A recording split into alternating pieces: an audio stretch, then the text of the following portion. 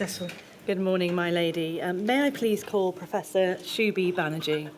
Okay, if you'd like to stand, please, and repeat after me. I do solemnly, sincerely, and truly I do solemnly, sincerely, and truly declare and affirm declare and affirm that the evidence I shall give that the evidence I shall give shall be the truth, shall be the truth, the whole truth, the whole truth, and nothing but the truth. and nothing but the truth. Thank you for coming along to help us, Professor. Thank you. Professor, you have helpfully prepared an expert report on the impact of the COVID-19 pandemic on the care and treatment of people with dementia and their families. And for those that are following, that's INQ 00546956, helpfully brought up on the screen. If I may very briefly just go through your professional background insofar as it is relevant to the matters that we will be discussing today. You are currently the Pro-Vice-Chancellor at the Faculty of Medicine and Health Sciences and Professor of Dementia at the University of Nottingham. Is that right? I am. In relation to your experience, you have both considerable clinical and academic experience. Yes, I'm a clinical academic doing both research and clinical work with people with dementia. And helpfully for our purposes, you were also at various points seconded to the Department of Health and Social Care in relation to policy. Yes, on two occasions I was seconded for 4 to 5 years. The first as Senior Medical Officer in the Research and Development Division of the Department of Health, as it was then basically responsible for all mental health research for people of all age, including older people. And second, I was in 2005 to 2010. I was seconded as the Senior Professional Advisor in Older People's Mental Health and Dementia at the Department of Health, as it was at the time, and helped prepare the National Dementia Strategy. Thank you. I just want to flag for transparency one aspect, if I may. You also hold a number of trusteeships, non-executive directorships, memberships and so on. I do. One of those was as a trustee of the Alzheimer's Association, is that right? Alzheimer's Society. Society, my Yes. apologies. I am a trustee of Alzheimer's Society. Society, my apologies. Thank you. And I'd flag that just for transparency because you may be asked about some of their work or policy papers in due course. Yes, I did see one of the evidences was from Kate Lee, who's the former Chief Executive of Alzheimer's Society. And alongside your expertise, the report also draws upon the expertise of Dr. Nicholas Farina and Dr. Ben Hicks. It does. Thank you. If I may begin then, at the very start, what is dementia? Well, dementia is one of the most serious and one of the most common disorders that we face. It's a major public health and social care challenge. Dementia is a term that is used for a collection of disorders. So dementia is a thing that is caused by various illnesses, the most common of which is Alzheimer's disease. I'll come back to that. But dementia is a syndrome which is characterized by two things mainly. Firstly, a progressive decline in one's cognitive abilities. That's your abilities to be able to think and to remember and to do all the things your brain does. So a progressive cognitive decline. But also alongside that, there is a functional decline. So that then stops you from being able to do things that you were able to do in terms of activities of daily living. So as that becomes more, as dementia becomes more severe, there is more impairment that comes from that. And that includes social communication as well as dressing, cooking, eating, those sorts of things. And so we see both cognitive decline and also functional decline. That's correct. And dementia also has two other aspects which are part of the syndrome and are particularly complex and difficult. So the first of those is the social impairments that happen in dementia, which may be a function of the cognition or maybe a function of other brain changes that are there. But the social problems that happen in dementia are either withdrawal or agitation and compromising one's ability to be able to do the things that we're used to, not because of physical reasons, but because of the way that we socially interact. And very importantly, and a very major driver of poor quality of life for people with dementia and also their family carers are the development of neuropsychiatric symptoms, which are part of the syndrome. Almost everybody with dementia at some stage in dementia will develop either anxiety or agitation, sometimes even aggression, and resisting help giving at times. But things which can also include hallucinations and delusions, beliefs that things aren't real, seeing things that other people can't see. And these in and of themselves are distressing for the people with dementia and for carers, and are unfortunately part of the syndrome of dementia. And they can happen either early in the illness, in the middle of the illness, or later in the illness. Thank you. And is it a terminal illness? Dementia is a terminal illness. A third of people in the United Kingdom die with dementia. And dementia is as I said, a neurodegenerative disorder. It affects all parts of the brain eventually, and our brain essentially allows us to do everything that we do, including, breathing and eating and those sorts of things. So dementia is a terminal disorder, though people may well die of other illnesses before they die of dementia. And in terms of life expectancy, you describe that as typically being between 7 to 12 years post-diagnosis, obviously dependent upon when diagnosis is made and a range of other factors. Yes, absolutely. So it depends upon the age at which one is diagnosed. The earlier one is diagnosed, and potentially the longer one might live. But vitally, it depends upon comorbidities, other physical disorders. But yes, within 7 to 12 years, you can expect somebody who's diagnosed early will die. Indeed. And you've spoken about a number of different illnesses or causes of dementia, and you touched upon Alzheimer's. Yes. And just to be clear about that, that is often used, isn't it, as a shorthand for dementia, but it is but one type of dementia. Yes, it is the most common form of dementia, followed closely by Alzheimer's disease with other mixed in with other forms of dementia. Yeah, I mean, we have an imperfect understanding of the etiology of dementia as a whole, and also of the causes of dementia. But if I could just, so the main causes are Alzheimer's disease. And Alzheimer's disease, there is a characteristic degeneration of nerve cells that leads to those nerve cells' death, and a characteristic pattern of that degeneration in different parts of the brain. The second most common etiology form of dementia will be things that are to do with your vascular makeup. So cerebrovascular health is really important. So if you have small strokes or you have blocked blood vessels, then that itself can be a cause of dementia, and that's often called vascular dementia. So that would be the second most common specific type of dementia. What complicates things in dementia, of course, is that almost everybody, as they grow older, has some element of vascular illness. So people with Alzheimer's disease also have vascular illness. Some of that affects their brain, and those cases can then be called mixed dementias. And there's a different pattern that one gets with vascular dementias and because it depends on where the problems are in the vascular system compared to Alzheimer's disease. There are also a group of dementias that are associated with Parkinson's disease. Again, that's a different pathology than Alzheimer's disease, and we know a little bit more about that. But people with Parkinson's disease are more likely to develop dementia, and there are people who develop Lewy body dementia that that can happen before the symptoms of Parkinson's disease. Thank you. And there are a lot of other different causes of dementia. of course. If I can just touch upon specific risk factors, age is obviously the predominant or risk factor for dementia. It is. Women also have a higher prevalence of dementia than men. They do. Fairly comprehensive studies and by the Lancet have considered that up to half of dementia syndromes might be attributable to potentially modifiable risk factors. You set those out within the report. They deal with things such as less education, hearing loss, physical inactivity, diabetes, traumatic brain injuries, pollution, all sorts of other matters.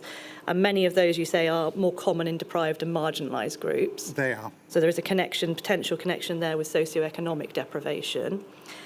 You also set out that that there is a disproportionate impact among minority ethnic groups with a 20% higher likelihood of dementia. Is that correct? That's correct, and that is likely to, there may be elements of that that have a complex genetic basis, but a lot of it depends upon social and behavioural characteristics. So, for example, if there's greater deprivation and your diet is worse, if there is a higher level of obesity, if you have more diabetes, as some groups do, then those are more likely, then your risk of dementia increases with those comorbidities. Thank you. And the other group for which there is a significant risk profile are those with learning disabilities. Yes, there are particular groups at risk of dementia. People with learning disabilities form a high-risk group in and of themselves, particularly people with Down syndrome. Thank you. And what dementia is not, however, is an inevitable consequence of ageing. That's a misconception. No, there are a number of misconceptions about dementia, and absolutely, dementia is not a natural and normal fault of ageing. It is, I mean, it's caused by several illnesses, but all of those are specific disorders. So the prevalence of dementia, the proportion of individuals at any age group with dementia does increase with age. So at about 65, it's about 7% of people. At about 85, it's about 20% of people. At about 95, it's about 33% of people. But that still means that 2/3 of people do not have dementia. And we have good evidence to suggest that it's not that if you lived until you were 120, you'd get it. Dementia is not a natural and normal part of growing old. It is an illness in and of itself. And just to turn to population demographics for a moment, across the UK, in terms of the over 65 population, it's around 7.1% of those individuals have dementia. Yeah, there are different estimates from different studies using different criteria, but it's about that. So we have about 7% of people over 65. If you take that whole population, again, if you go to higher age groups, you get a higher proportion. So as I say, 7% over 65s and around 2% across the entirety of the population. Yes, about 2% of the people in the UK. That's of all ages, including children. Thank you. Care is obviously an important issue for those with dementia. You've described that it's a degenerative disease. Yes. What follows from that is that there are greater care needs as the illness progresses, as the syndrome progresses. Who provides care in the majority of cases? The vast majority of care is provided by family carers. That's the term that I use because that's the one that family carers have preferred in the research that we've carried out. But family carers also includes friends that support individuals as well in the terms that I use. But the vast amount of care is provided by families of people with dementia, unpaid family members who support those individuals. If you look within that at about who provides most care, it is generally women. Women provide most of the care. The predominant group will be those people that are spouses of those individuals, so that if you are co-resident and live with the person with dementia and that person develops dementia, then you will be that main family carer and you will be providing those. And those are very largely spouses. Some of them are the next generation, our sons and daughters, who may or may not move in to do that. But there are also non-co-resident caregivers, and those are generally sons and daughters or daughters-in-law who are providing that main family caring responsibility. Another thing about family caring is that it doesn't fall evenly in families. So there is generally one individual who takes most of the role on, and there are positive things about caring for people that you love and know that are part of your family, and there are also negative consequences of looking after people with dementia. And we'll come on to some of those in terms of the pandemic impact in due course. Just dealing then with the proportion of those with dementia that live in care homes, that's approximately a third, is that right? Yeah, a third of all people in the UK who have dementia live in care homes, yes, that's our best estimate.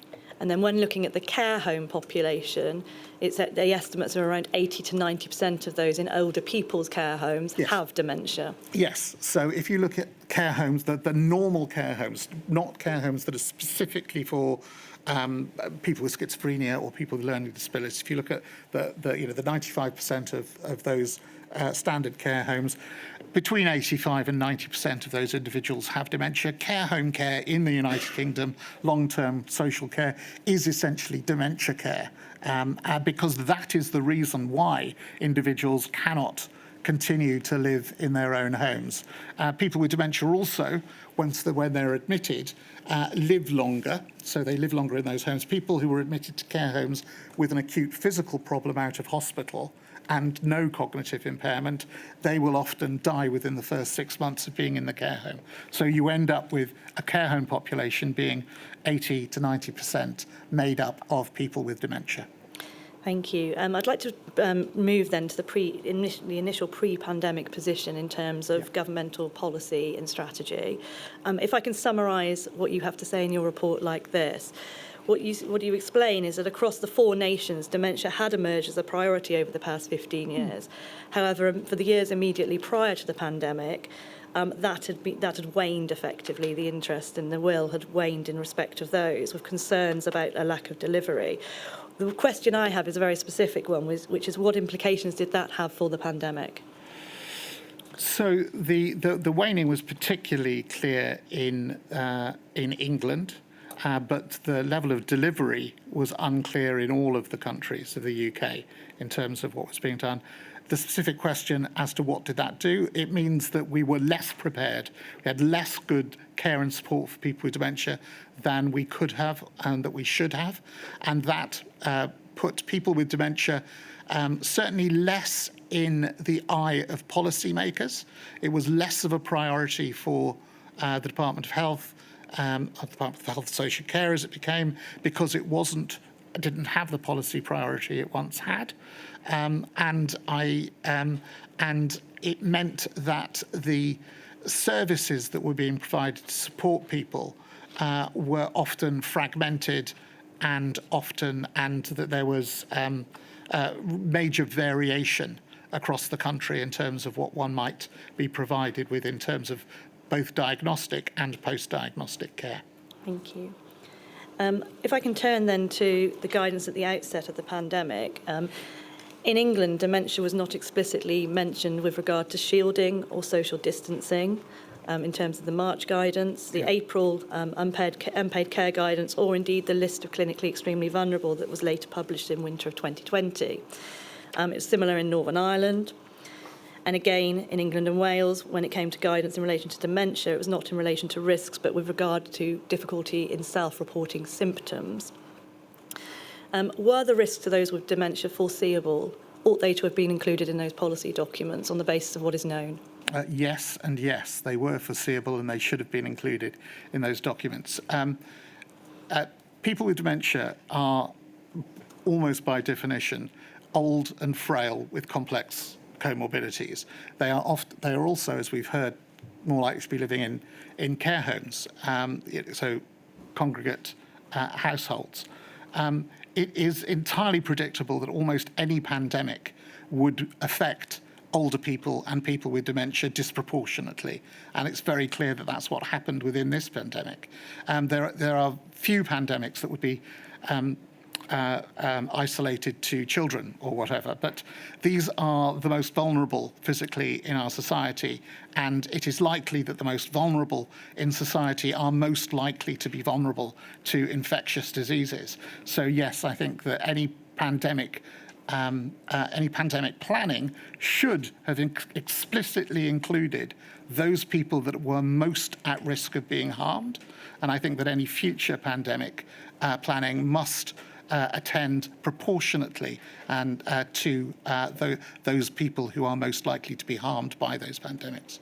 If I may pick up on the disproportionality that you've just mentioned, one of the headline messages from your report is that people with dementia were disproportionately impacted in terms of mortality, death, in short, and that overall a quarter of all deaths occurred with people with dementia. Yes, and I mean, what we've tried very hard to do in our report is to look as dispassionately we can at the various sources of data that are out there. And the data sources are not unequivocal. We've looked at a lot of research from a lot of different places and a lot of routinely collected data. What we also try to do is to boil it down into understandable messages which have the weight of the evidence behind them. And yes, we found that 25% of the deaths of people with COVID were in people with dementia. So a quarter of all people who died of COVID were people who had dementia. And as we said earlier, that's a quarter of the deaths happening in 2% of the population. That is disproportionate. Thank you. And I'm not going to take you to the statistics that you set out within your report, but in terms of the 4 nations, what is clear is that the same pattern emerged in terms of that, broadly speaking, a quarter figure. Yes, I mean, there are variations. There are minor variations, but it's pretty clear that the same experiences were had by people with dementia across the United Kingdom. There are variations in the way that dementia is recorded. There are variations in the way that death may be recorded and other things, which means that there will be variations. But yes, it appeared to us that the same things were happening across the United Kingdom. And deaths in hospital, a similar disproportionality, with people with dementia being 38% more likely to die in hospital during wave 1 to those without dementia, and in wave 2 still 34% more likely, comparatively. Yeah, and all of the information holds together. Clearly, a lot of people with COVID died in hospitals, and that is and many of those people were people with dementia.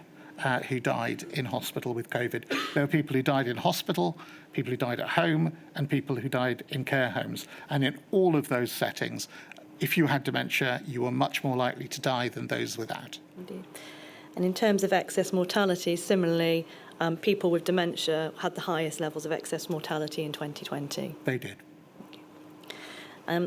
Just to be clear, that these disparities were seen even when accounting and adjusting for comorbidities and other potential causes of death. Is that right? Well, that's right. I mean, the data here become, a little more uncertain, but those studies that have been done, that have attempted to control for the effects of other physical illnesses and other situations, do suggest that even when you take those into account, that there was an increased mortality in people with dementia. And part of that, of course, will be the effect of care homes that we've talked about as well, in terms of determining higher mortality rates. Indeed. And just dealing with picking up the point about deaths in care homes, if I may, obviously there are a large number of individuals that are not formally diagnosed with dementia. Yes. But is it right that in your view, and indeed the research that you've considered, that notwithstanding that, the overwhelming majority of those that died without the formal diagnosis were likely to also have had dementia? Yes, that's the thing. So the 85-90% estimate is based upon those studies that have gone into care homes and actually diagnosed people using research methods. If you simply rely on the GP records for dementia, then only 2/3 of people are diagnosed at any time. So many people in care home may not have a formal diagnosis, but will have dementia. And you provide a number of potential explanations for these disparities that arose in relation to the pandemic. One aspect of that, in your words, is deprioritisation and differential management of care home residents and people with dementia. Can you just very, very briefly just explain a little bit further as to what you mean by that? Specifically in care homes? Yes. Yeah. So I think that I think it's very clear that there was worse care provided by the NHS and by the system as a whole to care homes than there was to acute hospitals. There was a prioritisation of acute hospitals over care homes, and that included the sending people back to care homes that had, without testing, who were who were positive for COVID, and who therefore spread those things. So there's a a set of reasons why those sorts of things might happen, but they are all based on a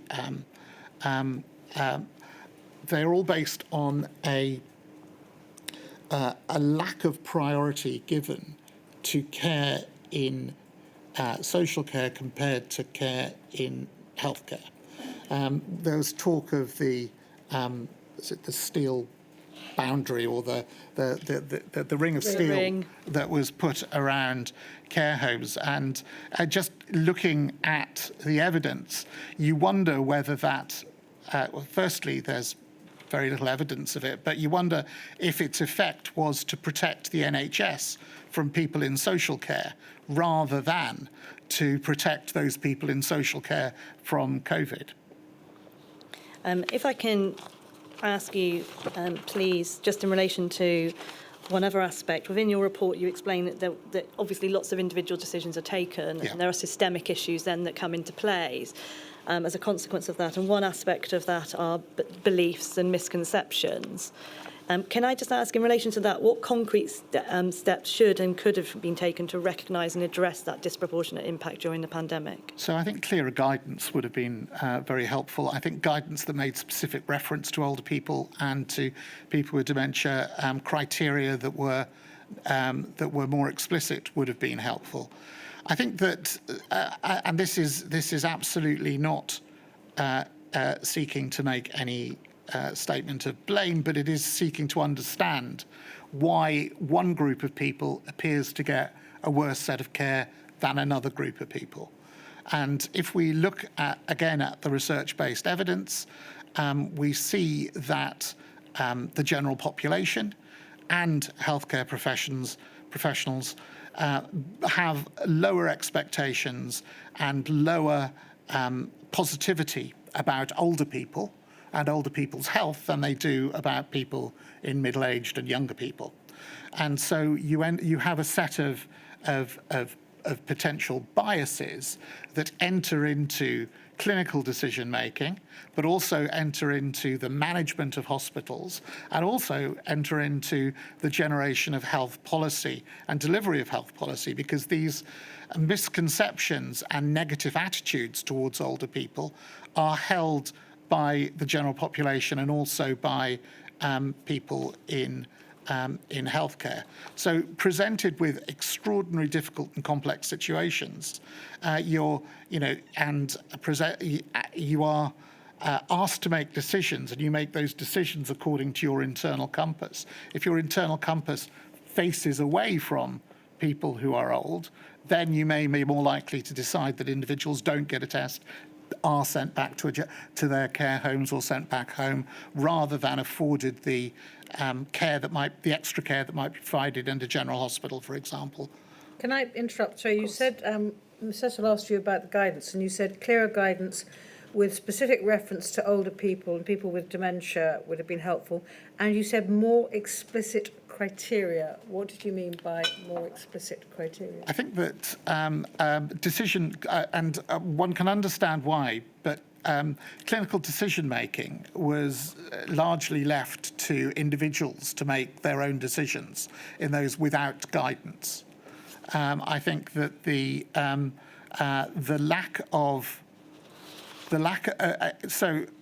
were a number of conditions that were identified as particular high-risk groups quite early, and dementia wasn't one of those.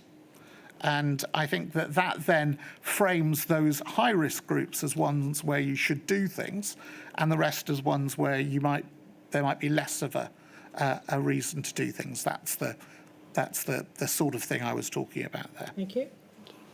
If I may turn to other impacts, you also explain that diagnostic services and post-diagnostic care, so effectively people being diagnosed, those services were severely disrupted during the pandemic. What does that mean in practice? So people with dementia rely on health systems, social care systems for their support. But they also rely on those systems being available to be able to tell them they've got dementia. Nobody knows that they've got dementia until you've been through a diagnostic process. And it's complicated because many people who are developing dementia, and this is different from other disorders, do not recognise that they have the symptoms. There's a lack of insight that is one of the features of dementia. And so an individual with pain in a particular place may come forward and say, hi, I've got this pain. Someone with dementia is not likely to come forward and say, hello, I've got a problem with my memory. What happened during the pandemic was that the diagnostic services that existed were largely shut down and stopped working. Those are for example, These memory are clinics. they're largely, so diagnosis happens in a two-stage process in the UK. The first is that in primary care there is a suspicion that something's wrong, and that might be a family carer coming and say, I'm worried about my partner. It might be an individual saying that themselves, or it could be that memory problems were noticed as part of a routine consultation. Now, all of those things didn't happen. That's that first stage. The second stage is you then refer that person to a specialist memory service, and that memory service then does the more detailed assessment and not only makes the diagnosis of dementia, ascertains that they have that, but also works out what condition is causing the dementia and what other problems people have, so you can formulate a proper care plan. So what happened in the pandemic was that both elements of that were shut down. So primary care services essentially became an online service, and online services don't really provide that sort of, you can't pick something up in a consultation in the same way. And they were perceived as being a scarce resource that people shouldn't disturb, and so older people are much less likely in those circumstances to seek care. But even if individuals were noticed as having memory problems, the memory services that exist, which are hard pressed through the country anyway and of variable quality, they were essentially closed down because the normal way of assessing people with dementia is to see them face to face and to take a collateral history from a family carer, and it's a careful and it's a careful multidisciplinary assessment that's done face-to-face, and face-to-face services stopped. There was some pivoting towards online services, but the volume of people being seen was very much lower. So what it ended up with was a cohort of people who were less likely, who either had the opportunity for diagnosis missed, or it happened late. With the consequent problems that come from not knowing you've got dementia, because the next piece of information is in this, and it's another misconception. People believe there's nothing you can do about dementia. There's a lot that you can do about dementia, but you have to know that you've got it in order to be able to do that, and systems and services have to know you've got it. So there was a cohort of individuals whose diagnosis was missed, and we still are reaping the problems that come from that, and a cohort of people whose diagnosis was delayed. It is also likely that those diagnoses that were made were of lower quality and lower accuracy than diagnoses made in the normal way. In terms of any future pandemic, is there anything that you would recommend? For example, where face-to-face appointments cannot be maintained for whatever reason? Yeah, there's learning that we can take from the pandemic in terms of how to do it well and how to do it badly. It was local innovation that happened within the pandemic, and there are things that one can do online. There are things that you could do to try and improve both the quality and the penetrance of people with of diagnostic services. So yeah, there's things that one could do differently. Thank you. If I can also now turn to needs assessment and care planning, if I can just call up paragraph 73, please, of your statement, INQ 000546 it's at page 34. What you explained there is that comprehensive needs assessment and care plan is core to providing good quality care. It's much more than giving medication. You explained that it involves a holistic person-centred approach, considering the person as a whole, the family and the social context in which they live. Also considerations of history, preferences, lifestyles.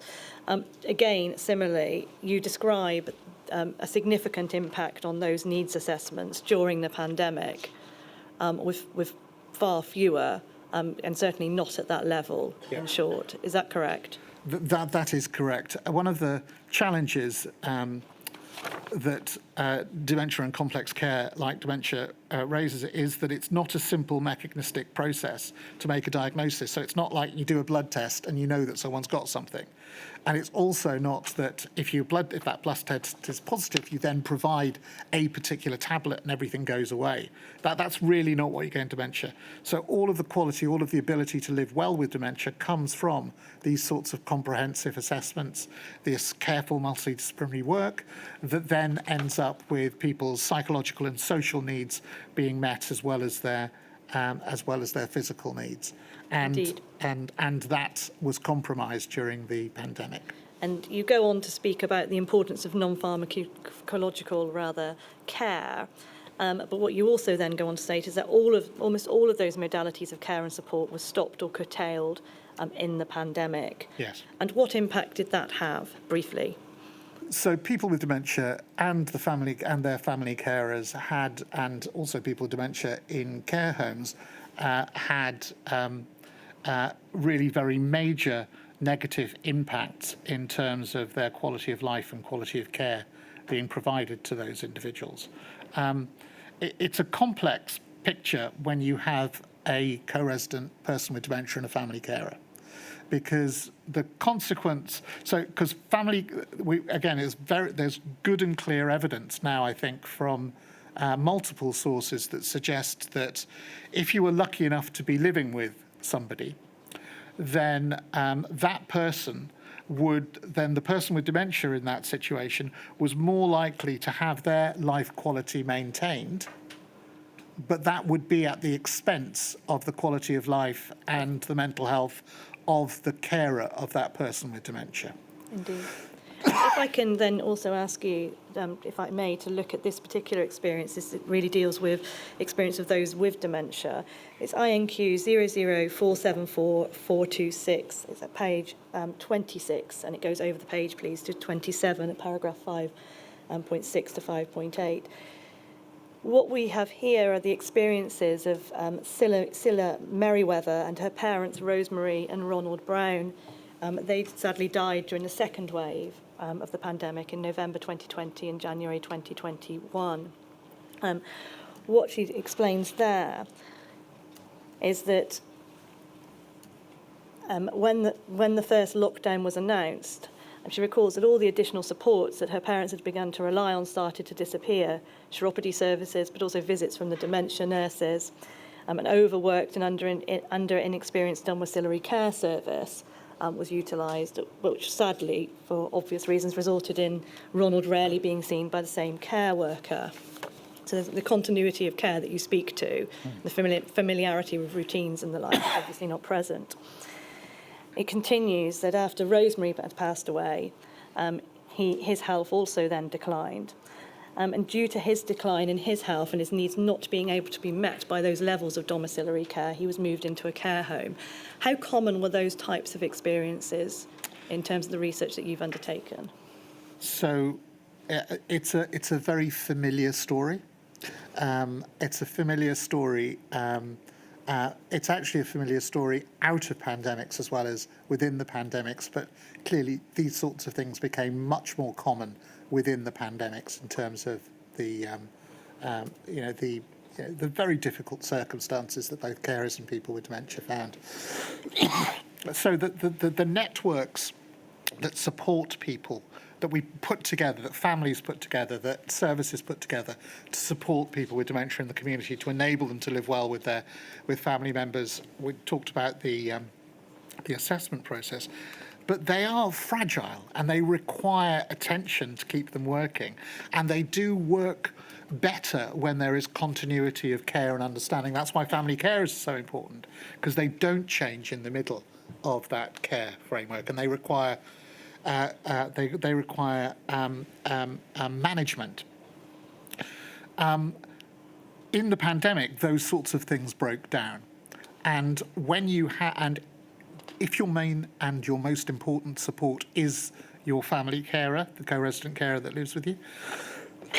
The loss of that individual will often destabilise someone living within their own homes, and then it becomes difficult to provide the care that's needed within that home, and so there may need to be a transition to a care home.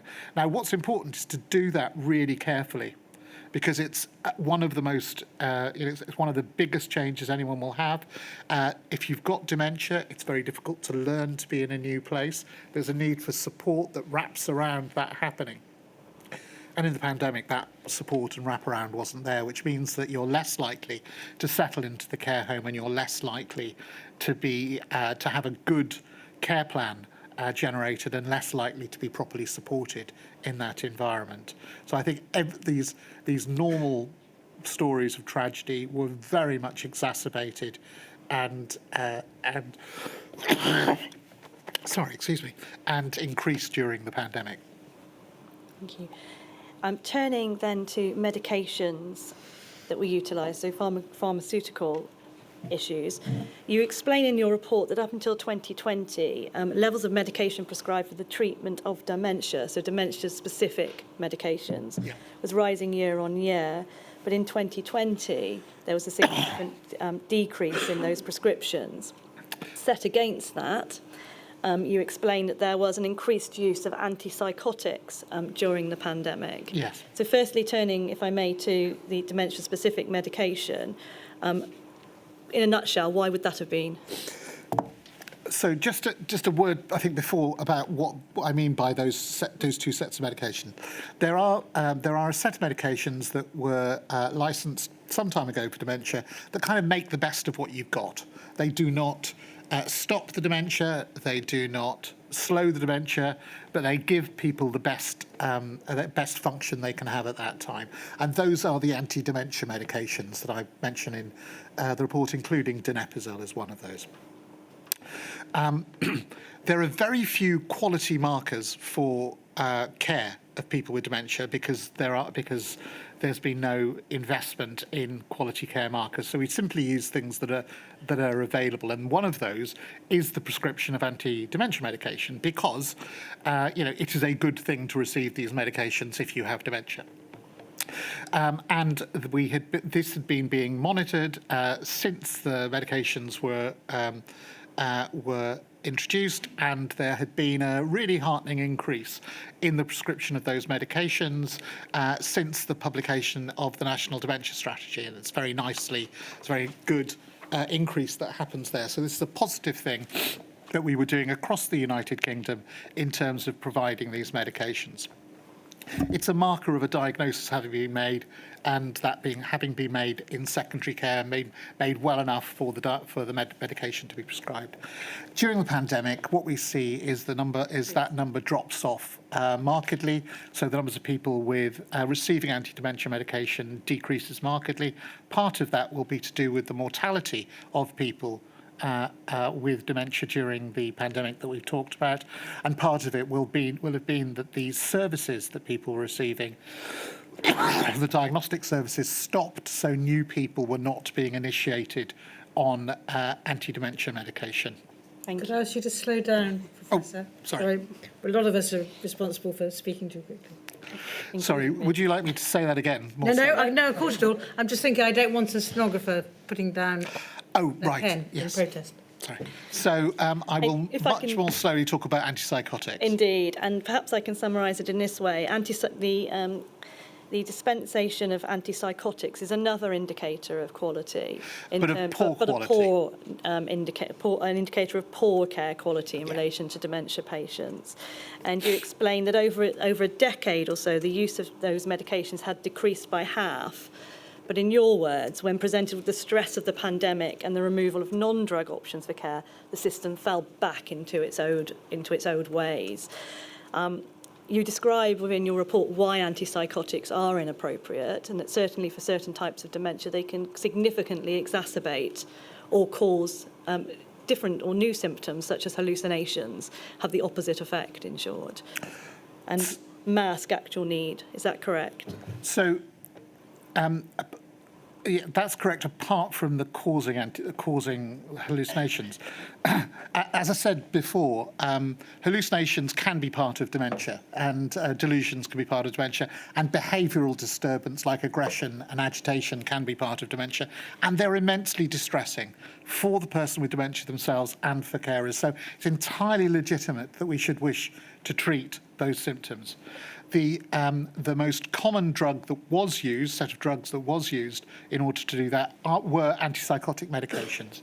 And antipsychotic medications, unfortunately, have been proven over the last 2 decades to have some really important negative effects in a lot of groups, but positive effects. In people with dementia, it's been shown to have even more of a negative effect than you expect. So there is an excess mortality associated with antipsychotic medications being taken if you have people with dementia. And that's of the order of a 1 to 2% increase in mortality for every 3 months that you take those medications. So it's a big risk. And also the effectiveness of these medications is low. And we had a good news story in the United Kingdom, which was that we had identified it as a problem. There'd been great work done in primary care and in general hospitals and in mental health services, and we'd driven down the prescription of these drugs. We'd halved the level of prescription of these drugs. Now, some people will require them because it is so difficult and complicated, and because there are no other treatments, drug treatments, for these behavioural problems. So we'd managed to drive this down really well, but presented with and replaced them with non-drug treatments, with sensible monitoring, with care and support that enables people to live well without those drugs. But presented with the problems of the pandemic, people fell back, I believe, on the old ways. That firstly there was more agitation and more problems for people in homes and in care homes. So there's a greater need. And then secondly, there were a lack of other options, or a perception of the lack of other options. And so the level of prescribing of these medications increased, and that again will have contributed to the increased mortality seen in people with dementia in the pandemic. Indeed.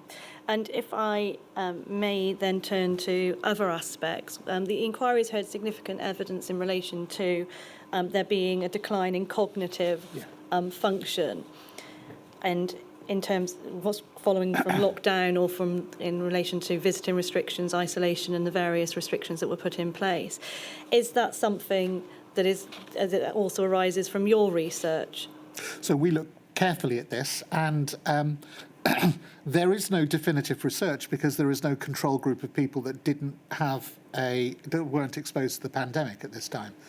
But actually there is good evidence from different sources that during the pandemic, people with dementia experienced greater cognitive decline than you would have expected outside of that. So greater cognitive decline, greater functional decline as well. So that people's abilities to look after themselves and do things for themselves decreased in the pandemic more than we would have expected over that period of time had there not been a pandemic. And there are a lot of plausible reasons why that might be, which include the virus itself in some cases, but also include decreased social stimulation and decreased encouragement of people to actually do things for themselves, and the social limitations that came from the pandemic and the lack of stimulation that came from the pandemic. And similarly, in relation to the Every Story Matters report that's been prepared for this module and for the inquiry, there were also themes emerging that the lack of visits or care by a loved one would have physical consequences too, such as drinking less water, which is obviously an important factor for individuals of that age with that condition. From one care worker says, I'd say those residents with advanced dementia, for those loved ones used to come in, it would prompt them to eat. They knew that person, and as a consequence, there was weight loss through that lack of stimulation. Would that accord to what you would expect? It would indeed. You Thank can't you. underestimate the value to a person with dementia in a care home or in their own home, but particularly in a care home, of visits from people that they know and love, people that they have known their own lives and who they continue to recognise, people who spend time with those individuals, social time, talking about things, going through things, encouraging people to eat and drink, as you say, but also enabling people to be socially stimulated and to continue to use the memories that they have and enjoy those moments with individuals. There's something very specific and very special about this care and support that can be given by family carers in that way. Indeed. And the loss of that is one of the things that will cause a deterioration in those individuals, either through things like prompting people to eat and drink, or through people developing depression, or through people's dementia itself progressing more quickly, and therefore people losing skills that they had beforehand. Indeed.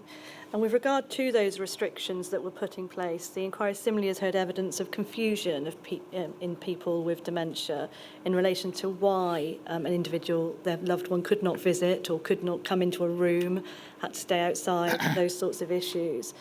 If I can just call up INQ 000109-754, page 2, please. It explained.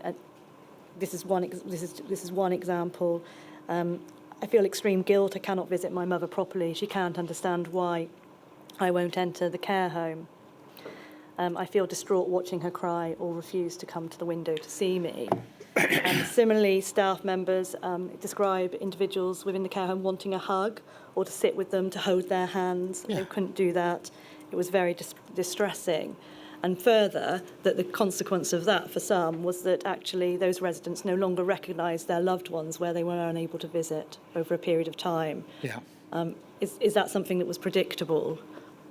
It's entirely predictable in that, and again, one of the reasons why one might pay particular attention to there are 1 million people with dementia in the UK at the moment. It's that kind of number that we're talking about. So one of the reasons why you might pay particular attention to people with dementia is that people with dementia have a disorder of memory. They cannot remember things, which means that if you tell people that they need to wear a mask, they will not remember that they need to wear a mask.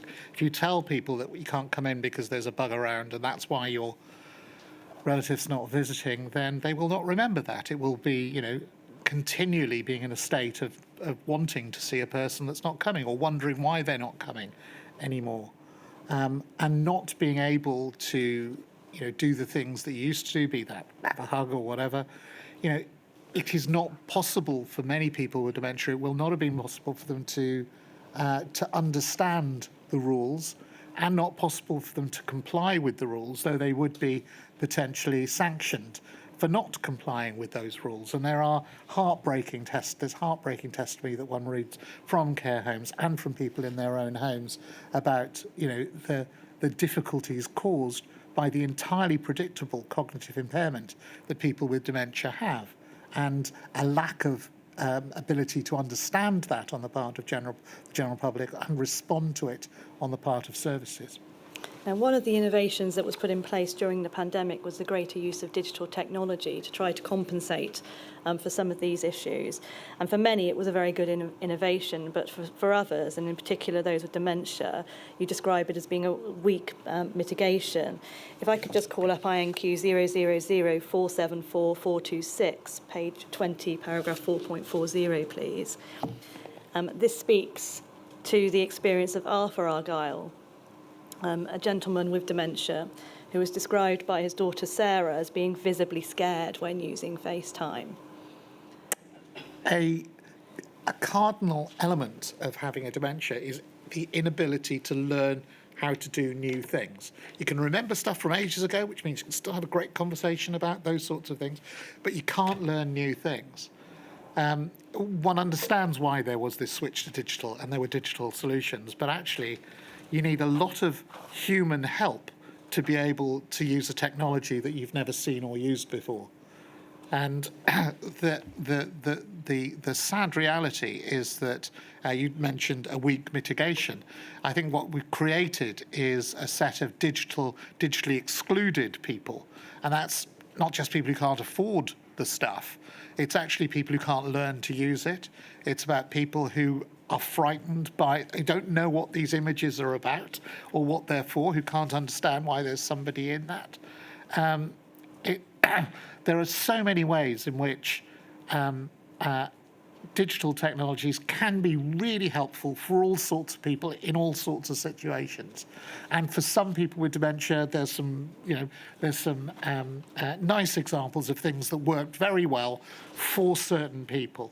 But for a very large number of people with dementia, particularly those with more severe dementia, particularly those within care homes, the answer to every problem being, well, there's an app, is not an answer that actually helps individuals.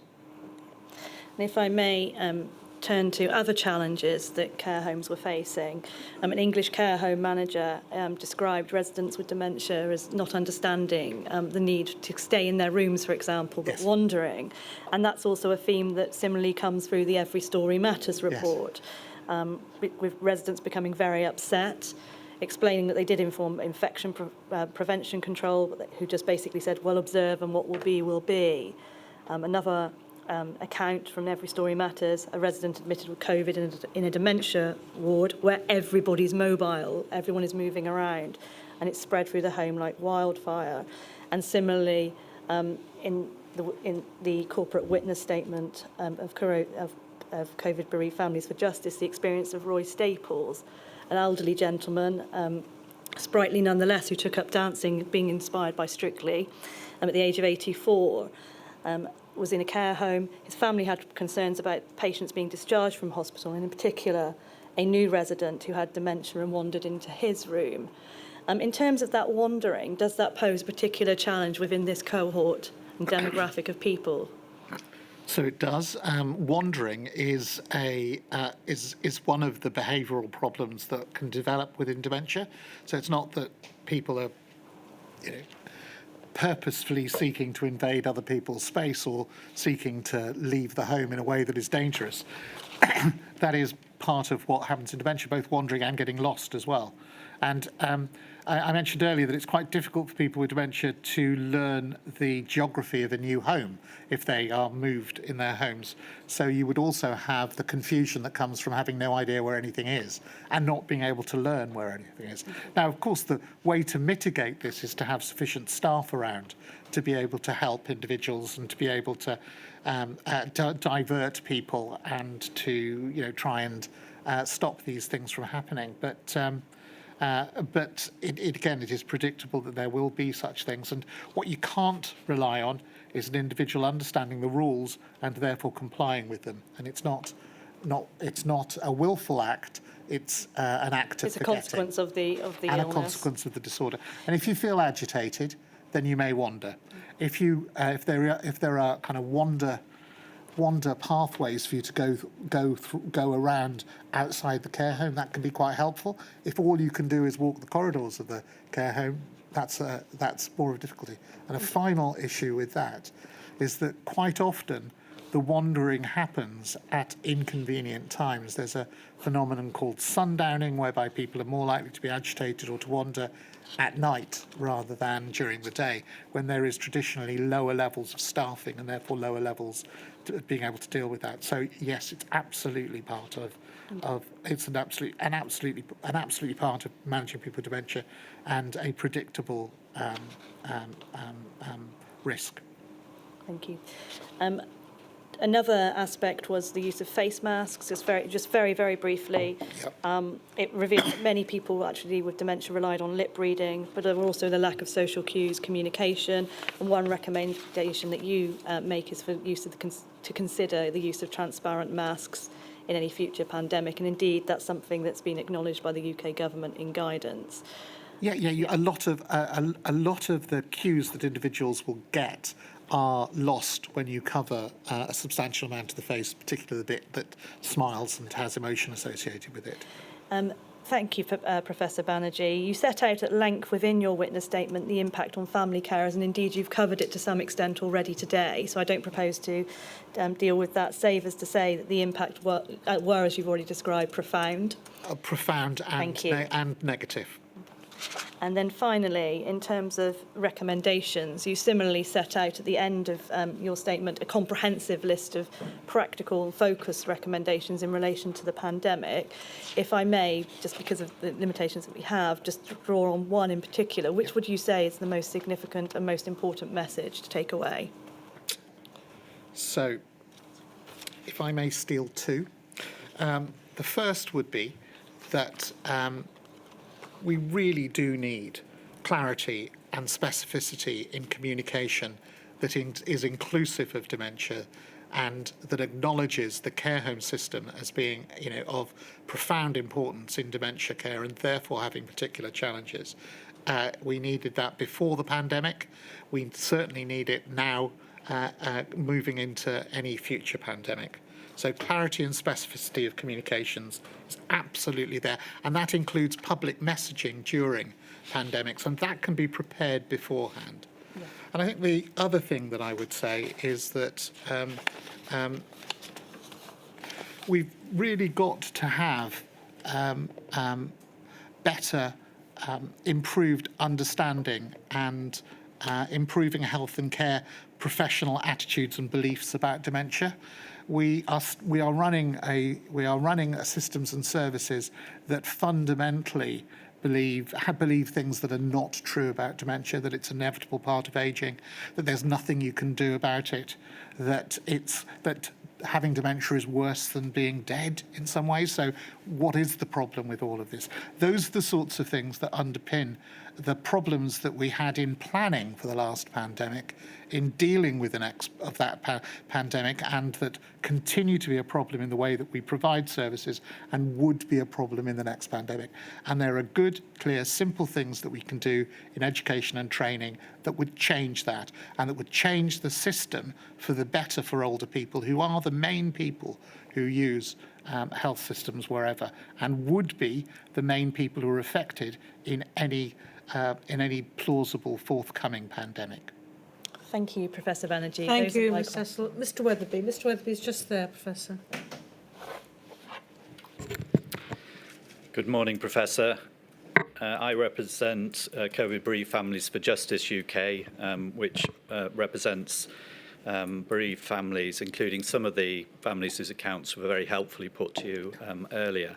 I've got four very short and I hope very straightforward points to put to you.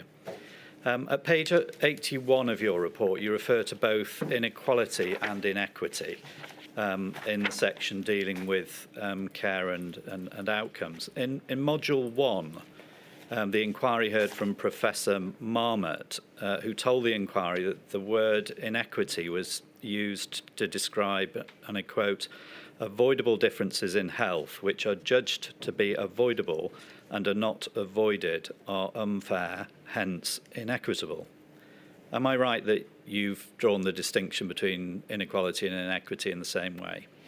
I have drawn a difference between inequality and inequity. Professor Marmot's clearly been working on this his whole life. I have a more simple way of looking at it, which is that inequalities happen because there are differences, and there are all sorts of reasons why there may be differences. Inequities are where there are differences that are not fair. Yes. Now, whether or not they can be addressed by different changes and addressed by that is a different matter, but they're things that are not fair. In dementia, we have profound inequalities, but we also have profound inequities also. Which can be changed or challenged. There are things that one could do to address a number of those inequities. And is that why it's important to examine the care and outcomes for people living with dementia through the lens of both inequity and inequality? Yes, it is. I mean, one of the major research project that I lead is called Determined, and that is all about the outcomes of care and inequalities and inequities in dementia care and outcomes. Yes. So yes, it is absolutely important to look at it through both of those lenses.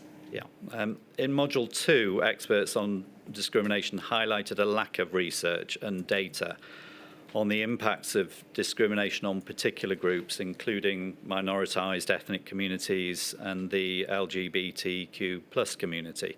Is this an issue with respect to dementia research also? It absolutely is. We've got far less research on people from minority ethnic groups and from LGBTQ plus groups. That's one of the reasons why my Determine project that I was talking about has recently been funded to look specifically at those groups.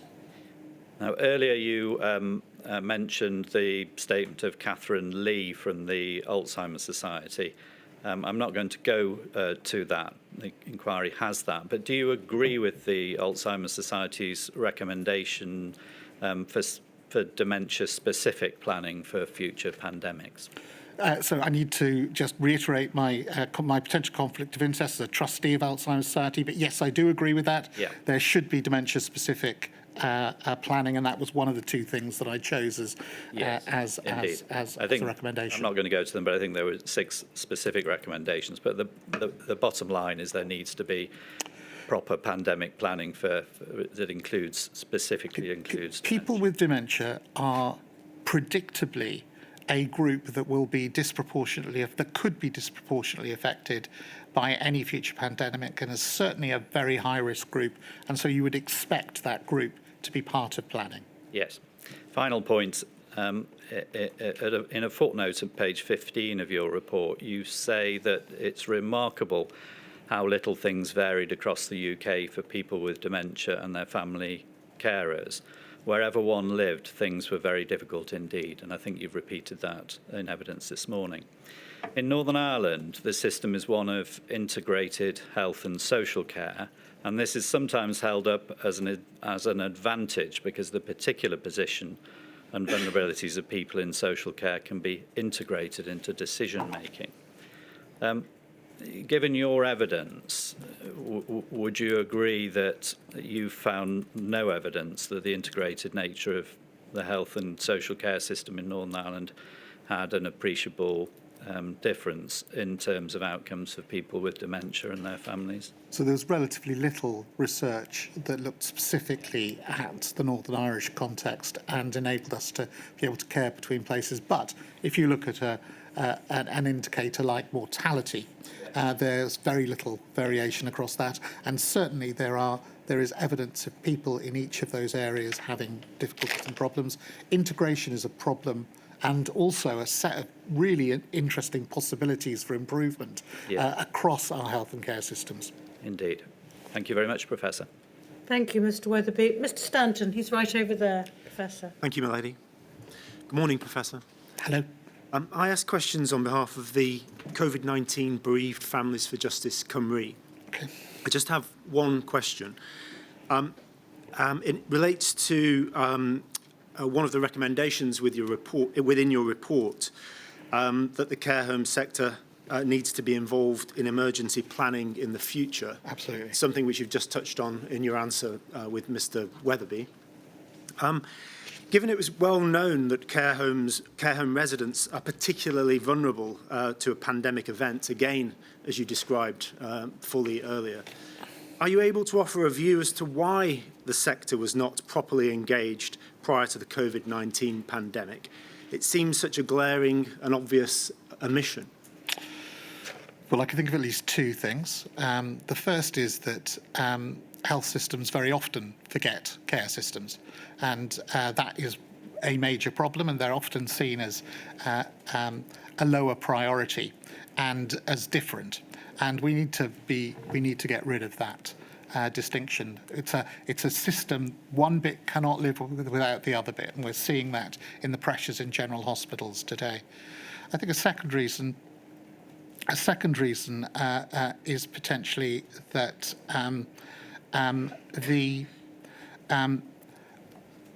the care system is often perceived as being provided by independent companies, and therefore you can't deal with it because it's lots of different little bits, and it's very difficult for you therefore to get information or whatever. And I think one of the papers submitted on Operation Signet or whatever suggests that. I agree that it is difficult potentially to get information, but it's such a critical part of the system that actually just because it's difficult should not be a reason not to do it. And a half of the money that care homes are provided with in the UK is money that comes from local government. It is essentially governmental money that gets paid to them. The ability to stipulate that information should be given should be part of that process, and therefore one could more meaningfully involve care homes. Thank you very much. Thank you. Thank you, Mr. Stanton. Miss Jones is just over there. Sorry to point to everybody. Thank you, Milady. Thank you, Professor Banerjee. I ask questions on behalf of John's campaign, the Patients Association and Care Rights UK, all of whom work extensively with people with dementia and their family carers. You've said in your evidence today and in your report that government guidance was confusing and clearly not prepared with people with dementia in mind. Yeah. And I'm sure that links to the recommendation you highlighted about the need for clearer communication in future. In your view, what difference might it have made if government had consulted with people with dementia or their family carers or representative organisations before producing the guidance? Well, had they done that, they would have had a better idea of what the potential challenges are, and you would have hoped that the information would have been more comprehensive and also more inclusive of people with dementia. One of the main problems is that people with dementia were not mentioned in any way in anything for quite a while in the pandemic. And had they been included, it is likely that there would have been better and more effective advice in terms of helping people with dementia. Thank you. You've also said in your evidence today that you can't underestimate the value to a person with dementia of visits from a person they know and love. And I know that's a position that those I represent would strongly endorse. And you've also addressed the many negative impacts that people with dementia and their family carers suffered by the exclusion of visitors and carers from care settings. You may be aware of the ongoing campaign for a statutory right to an essential care supporter. It's sometimes known as Gloria's Law, through which people would, in all circumstances, have a legal right to the presence of a chosen care supporter who could be with them, advocate for them, and provide them with individualised care and support, regardless of the care setting that they live in. In your view, what difference would a legal right of this sort have made for people with dementia during the pandemic? That's a difficult... so firstly, there is no data that I have available for me to be able to make that, so it would simply be an opinion that I would be giving on that. I think that if people during the pandemic had more access to their main family carer and had been able to see those individuals, then their quality of life would have been better, and it is likely that the negative progress in their illnesses may have been mitigated. So it would have been better for the person with dementia. If those individuals were in care homes, for example, it is likely that those individuals would have been more easily managed and more happy and contented within the care homes, and therefore required less care, so it would have been good for those care homes. And one could imagine the same things pertaining within general hospitals also. Thank you very much, Professor. Thank you, my lady. Thank you, Ms Jones. That completes the questions we have for you, Professor. I'm sure there are many very distressing aspects of medicine, but yours, I suspect your specialty is particularly distressing for some who aren't used to it. And do you find any difficulties in recruiting people to your specialty? So yes, and we do, because and that's one of the problems about there being societal and professional prejudices against older people. When people come into medical training and nursing training and other things, they have quite a low level of enthusiasm and positivity and knowledge about working with older people and working with people with dementia. When they leave training, they have even lower levels of positivity, even though 75% of the people that they're going to be dealing with are old and frail, because that's the nature of the hospital population. The thing that it can be depressing and difficult, but it can be immensely exciting, working out how you can try and deal with these things in order to make things better. So one of the things that I refer to in the report is a programme that we've generated, which is now being rolled out across the whole of the south of England, which basically is called Time for Dementia. Students meet when they're students a family with dementia. They work with that family. They are taught by that family what it's like to have dementia over a 2-year period. They start to identify with that family, and they end up with much more positive ideas about older people, much more positive ideas about what family carers do, and they end up as little change makers who want to make sure that the system is not is changed so it is more positive for people like their family. So that relational learning can make a big difference. There's things that we can do to make this better. They're not being done at the moment. They need to be. Thank you very much indeed, Professor. By the sounds of it, they may be little change makers, but if you have your way, you're going to be a big change maker. So I wish you luck. There's a lot of change that needs to be made. Thank you. Thank you very much for the help that you've given to the inquiry and for the work you're doing as far as dementia sufferers and their families are concerned. Thank you. Very much. Very well. I shall return at 12:30.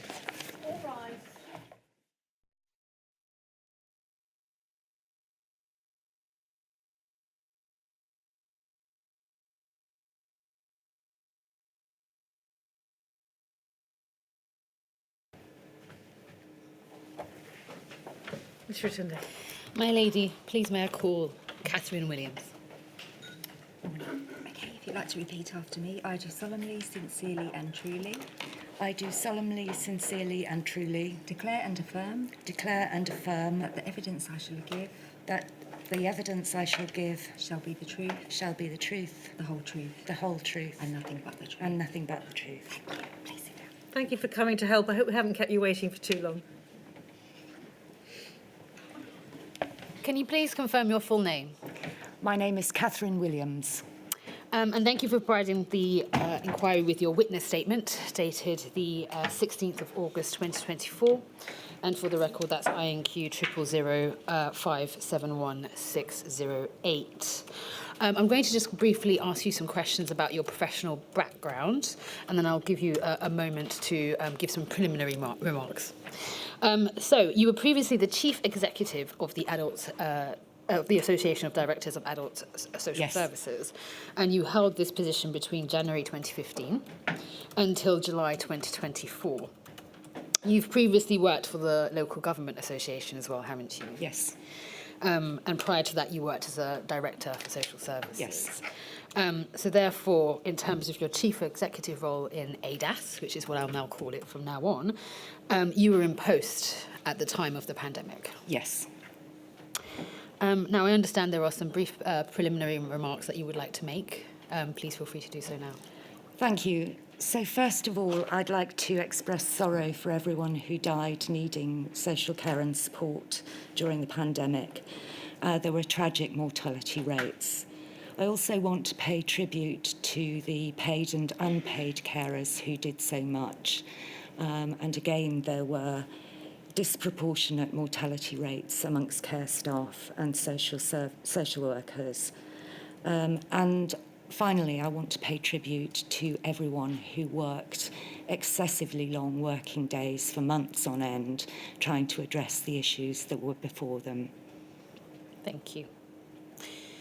So, the Association of Directors of Adult Social Services, it's a charity whose members are current and former local government directors of adult social services, is that correct? Yes.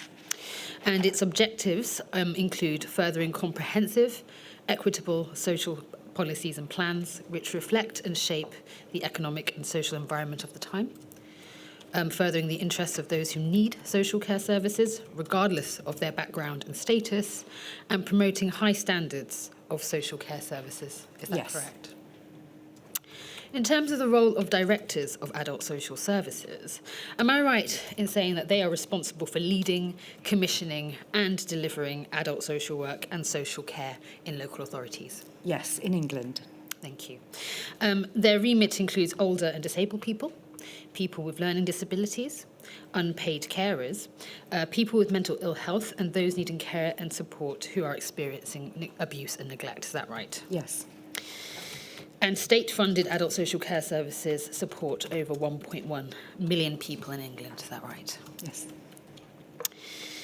I'm going to ask you some questions about pre-pandemic planning. Now, there was some work undertaken by ADAS, commissioned by the UK government on future pandemic planning. If we could just turn to your witness statement, that's INQ 000571608, page 25, paragraphs 7.2. If we could just scroll up a bit, please. Thank you. So for that work that was commissioned, there were a number of reports that were produced by ADAS prior to the pandemic. And I've got them listed up here, such as key message from a survey of directors of adult social services, critical information and data needed for directors of adult social services and local partners, decision makers to plan for and make timely and rational decisions about the reprioritization of services, communications and support infrastructure, recommendations on regulatory and process easements that directors of social services require, and proposals to support local areas to prepare now for a future pandemic. Did the work identify any gaps in pandemic planning for the adult social care sector? So we produced reports for each of those sections that you have in front of you. And we also produced a guide for directors of social services. And I will refer to them as DASs from now on. Those reports, apart from the guide for directors, which we distributed to our members across England, the other reports all went into the Department of Health and were in effect private reports. Sorry, go on, please. So we did, in our guide for directors, identify a number of recommendations for people locally, our members, and we also identified a number of recommendations for the Department of Health, many of which were in the separate private reports. And I understand from your witness statements that other than the guide for pandemic flu planning for directors of adult social services, the ADAS and yourself in particular are unsure of what use the Department for Health and Social Care had of these. No, we do know during the pandemic, for instance, when we were talking about Care Act easements, that Department of Health civil servants mentioned that they'd been looking at the plans, but whether they'd looked at them prior to the pandemic, I couldn't say. Do you think some of the work on easements may have then been used within the pandemic in this instance? I think it was. I think the fact that there were easements probably demonstrated that. But I'm very conscious that whilst we were doing the pandemic flu work, we had anticipated that social care wouldn't be able to deliver all of its responsibilities because of staff shortages. And we were working on there being 20% of staff not functioning. But we hadn't really anticipated that other sectors like hospitals and schools also wouldn't be able to fulfil all their duties. So essentially you were looking at it from one perspective, but yes, you weren't considering all the other sort of services, public services that were down as well. In terms of pandemic planning, who or which organisation was previously responsible for checking the adequacy of pre-pandemic planning in the adult social care sector? So, to the best of my knowledge, there wasn't anybody, either nationally, regionally or locally. And just so I'm clear on this, this is including all planning, so planning on the local authority level and also planning on the provider level, is that right? Yes.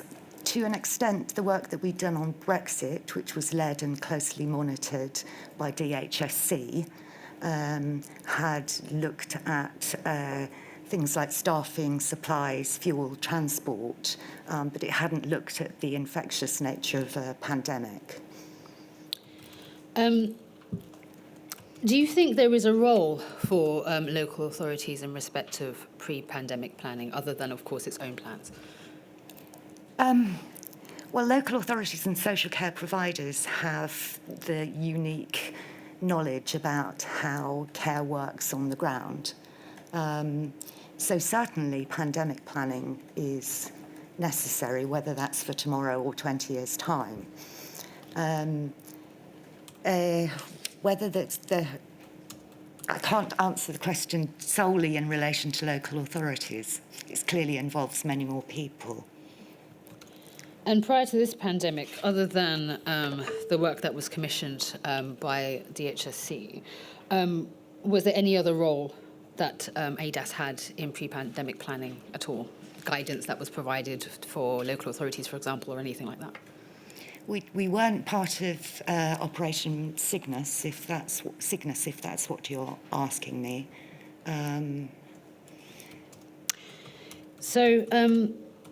In evidence last week, Michelle Dyson told us that in February 2020, there was a plan to revise local authority plans and that the Minister for Social Services wanted to see a copy of a good local authority plan so that it could possibly be replicated across other local authorities.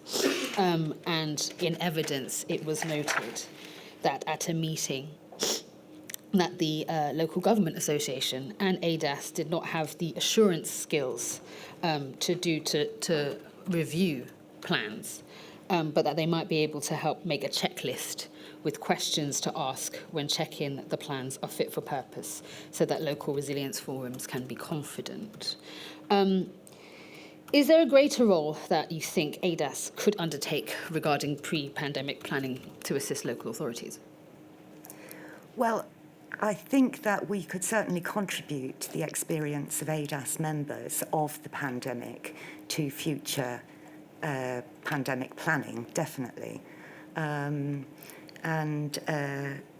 Certainly with our partners in care providers and others, I think that would be essential. And in evidence last week, Helen Whately suggested that the CQC could check whether providers have got pandemic plans. Do you agree with that suggestion that there's something that the CQC could check? So I have consulted with someone from CQC about that, and apparently in the regulations there's no explicit requirement for providers to have pandemic plans, although they do have to have contingency plans. I think the view is that there could be a case, it might be possible to do it at the point of registration and at the point of inspection, but to ask the organisation to assure 18,000 odd pan-flu plans would be, and in one go, would be unrealistic. So just so I've got it correct, there is no requirement in the regulations for care providers to have specific pandemic plans, just contingency plans. There's a requirement for them to provide safe care, which might incorporate that, but not specific pandemic plans, to the best of my understanding. Well, that depends on one's definition of contingency, doesn't it? Of course.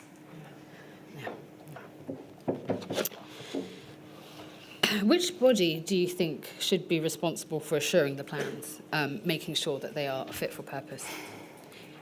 If you think there is any, if you think they should be done at all. So possibly a combination of CQC with social care expertise, public health, and some representation from an organisation like ADAS in a sort of panel system. Perhaps not every single plan, but some kind of selective process. Do you think there are any other organisations that should be consulted or involved in planning? So, for example, representative bodies of care providers, recipients of care or unpaid carers? Definitely. And I think the interface with local resilience forums is a critical one as well.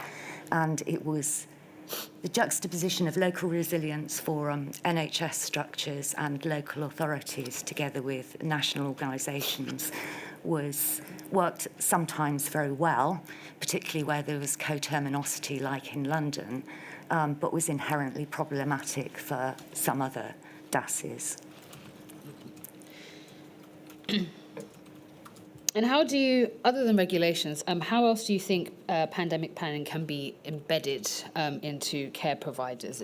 Is there a role that you think the local authority could or should play in respect of that? And in particular, in respect of the services that they're commissioning? So prior to the pandemic, I think none of us had an idea of how difficult a pandemic and how disastrous a pandemic could be.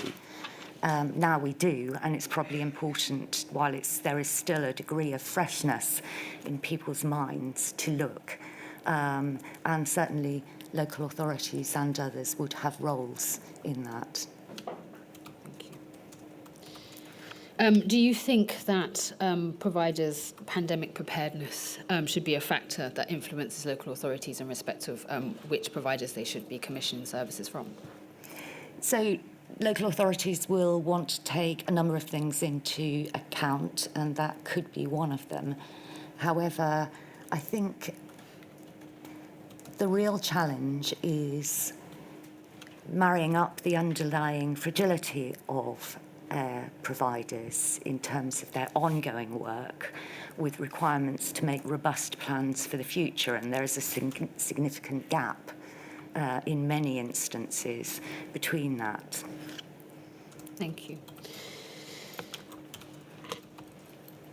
In respect of key decisions that were made by the UK government, you've stated in your witness statement that acute and intensive healthcare needs were the focus of decision-making during the pandemic. Was there any focus on the adult social care sector at all? And if so, when do you think that focus started?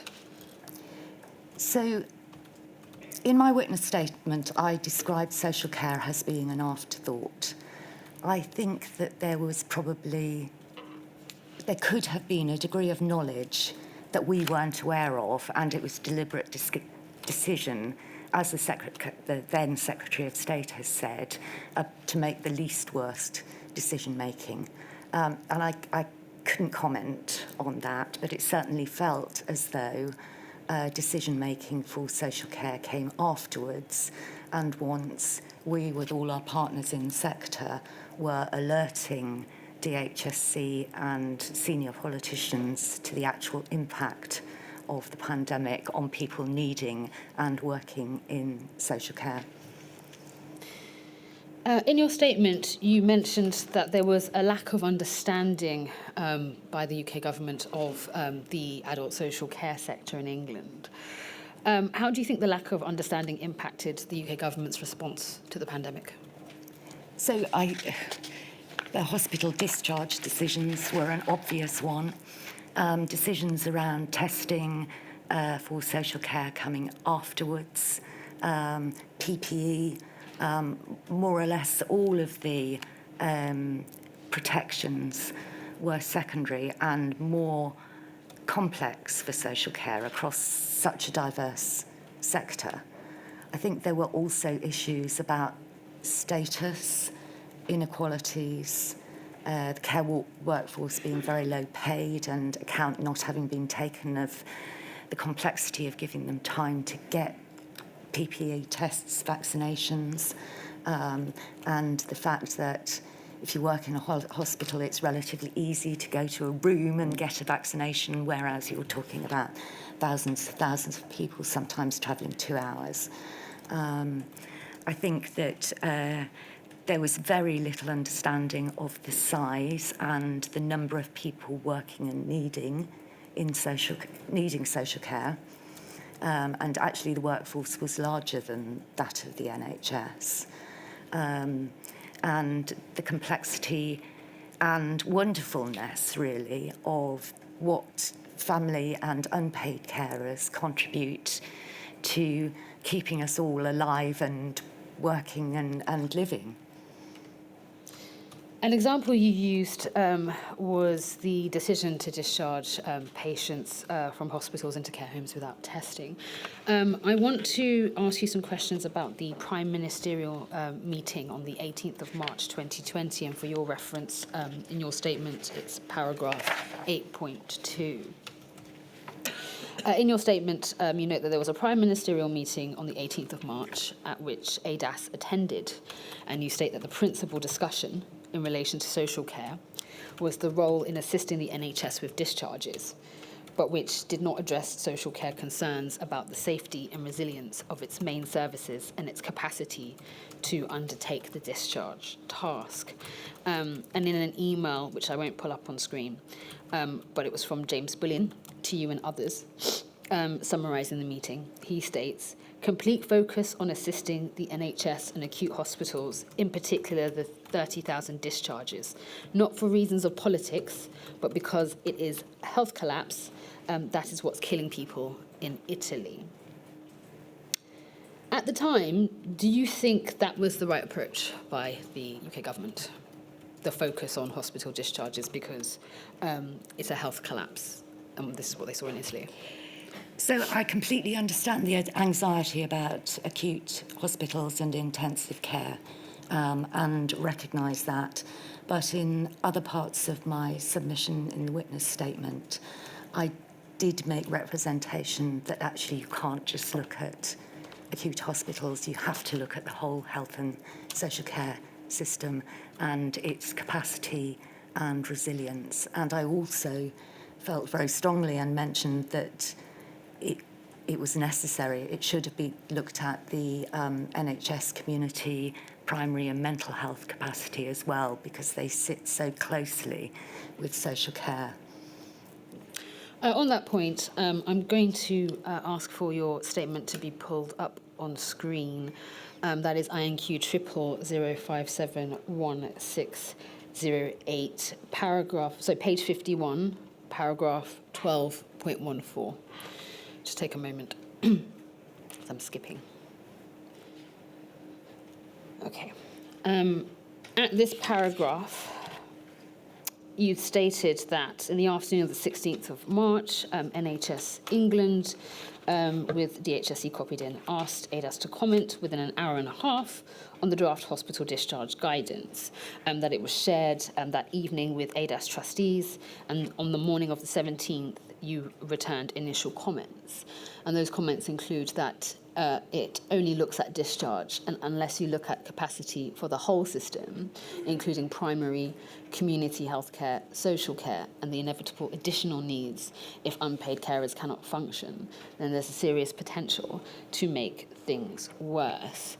You also state there was a range of comments about increasing care in the community for rehabilitation and reablement, and that care homes might not be the best place in a pandemic due to the risks to others, and you emphasize that people needed information. You also state you don't believe that many of the comments were incorporated into that discharge guidance. Did you receive any feedback from the UK government about this? I received feedback from one civil servant in DHSC who stated that social care would be looked at a later date. Do you think that with time, there was any work done by the UK government to mitigate or alleviate any of the concerns that you raised?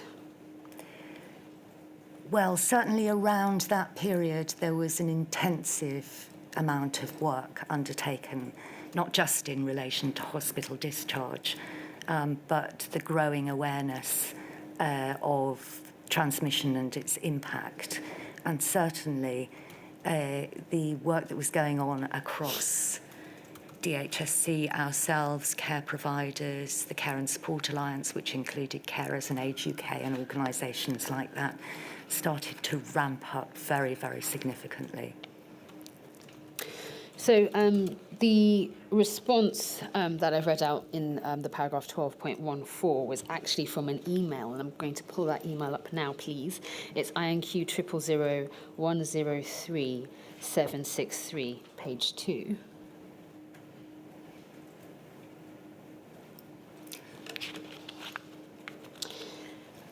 The last substantive paragraph, which starts with secondly, you state that this is ostensibly a systems message, though actually it reads as a directive from NHS England to social care. Social care is part of the system. It hasn't been co-produced. I have already had email heat from people alerted to at least one webinar for NHS staff. there are 22,000 social care providers. Communication in this form is likely to cause chaos, which is the absolute last thing we need right now for local systems. Do you feel that that was the overall culture when it came to hospital discharges during the pandemic? Did it feel like it was a directive from the NHS to the adult social care sector? So, yes, the systems were there for the NHS, and they weren't there in terms of systems and infrastructure for social care.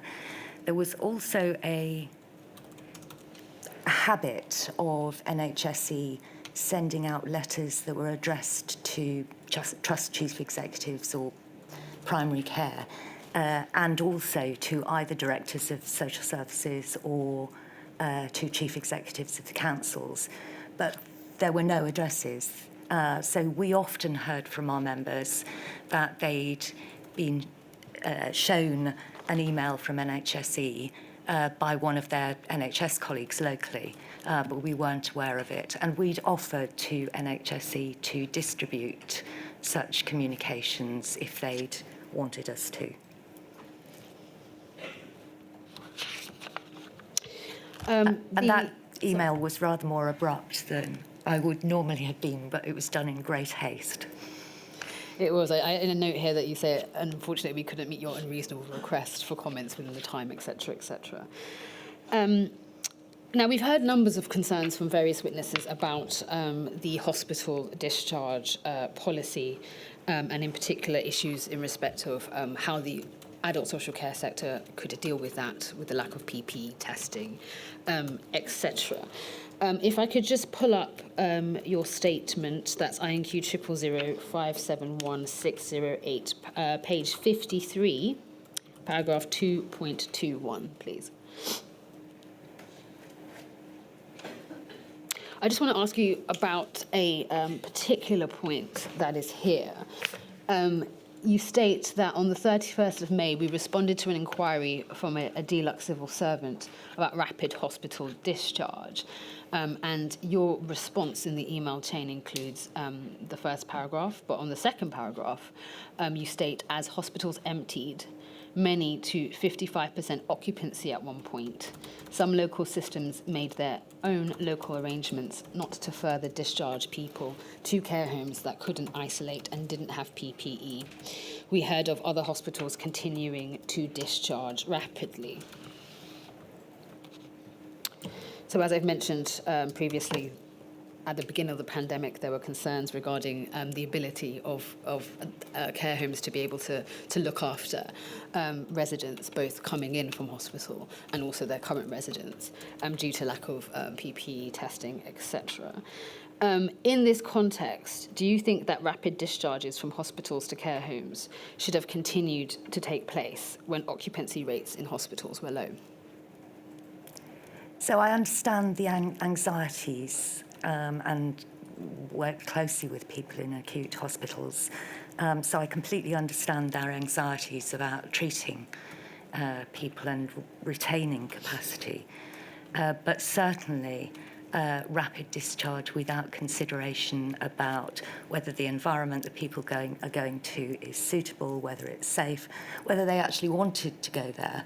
And certainly our work on discharge to assess, as the following paragraph highlights, had worked on the model that 95% of people would go home, that there'd be reablement and rehabilitation to enable people to get back on their feet, and at least that people, even if they needed long-term care, would have had the time to consider which options were right for them and whether they could afford them, whether they were suitable, and so on.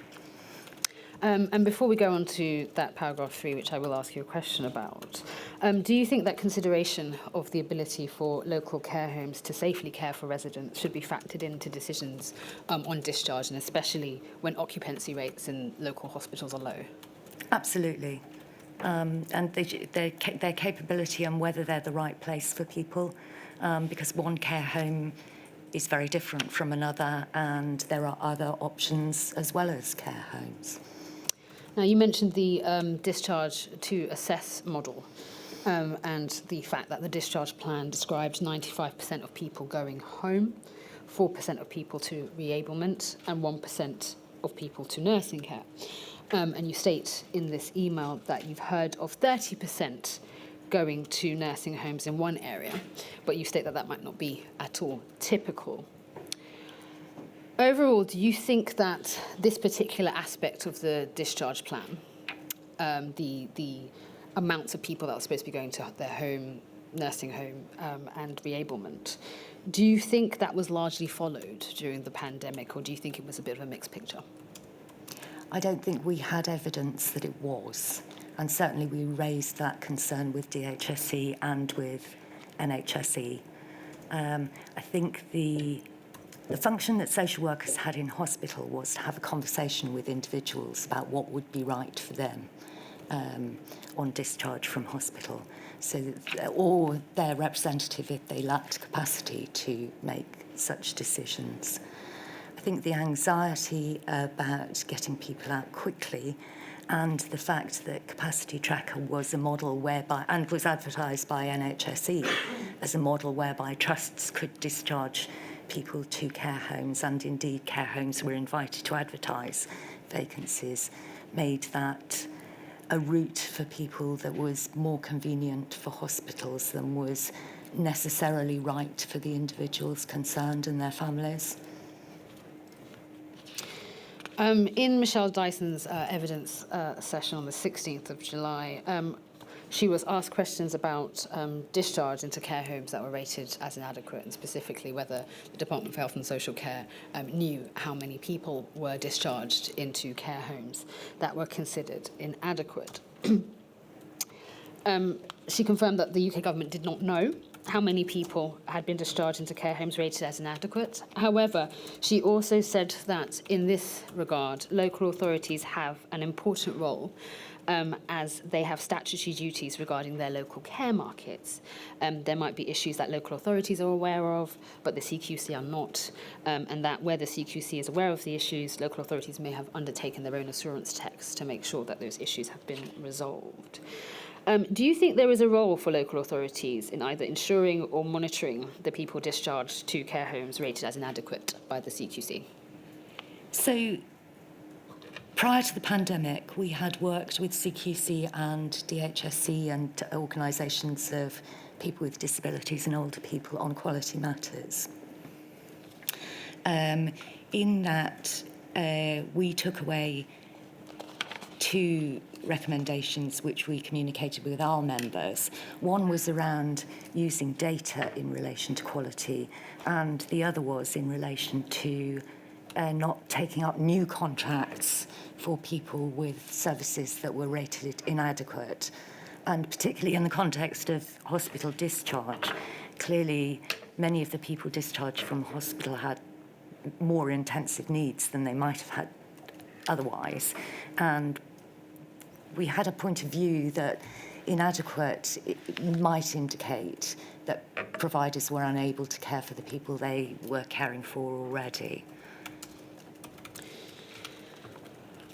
I'm going to ask you a question about the designated settings policy. If I could just pull up a document, it's INQ 000 514882, page 4. I believe these are minutes of a meeting, and in respect of designated settings, the second paragraph, bullet point, shall I say, there were challenges in finding suitable premises and providers, getting CQC approval in a timely manner, and a difficulty for providers in obtaining insurance. The scheme to support this was cumbersome and often not used. Designated settings were expensive, late in the process, and not all capacity was used. Did ADAS support the designated setting scheme? And if so, why? We contributed and were present at meetings where it was discussed. I remember personally asking Jenny Harris more than once whether there was evidence that this would provide better outcomes by way of infection control. I don't think that she was able to respond then, and I don't know whether that's any research has been done since. I do think that the principle of asking people whether they think that the risk of getting an infection during a pandemic is more important to them than the risk of not having contact is very important. And I know providers bent over backwards to try to make safe areas such as they could within care homes, and that home care providers did absolutely the utmost they could in relation to going to home. I think in principle, if you refer back to what you were asking originally about the discharge plans, our understanding in the early meetings was that the NHS would be supporting people who had tested positive, and that clearly didn't take shape in the actual discharge guidance that was produced and was challenged later. I think there is I think there is a notion of trying to introduce some form of choice for people, and if that needs to be in a separate establishment, then I can see the justification for it.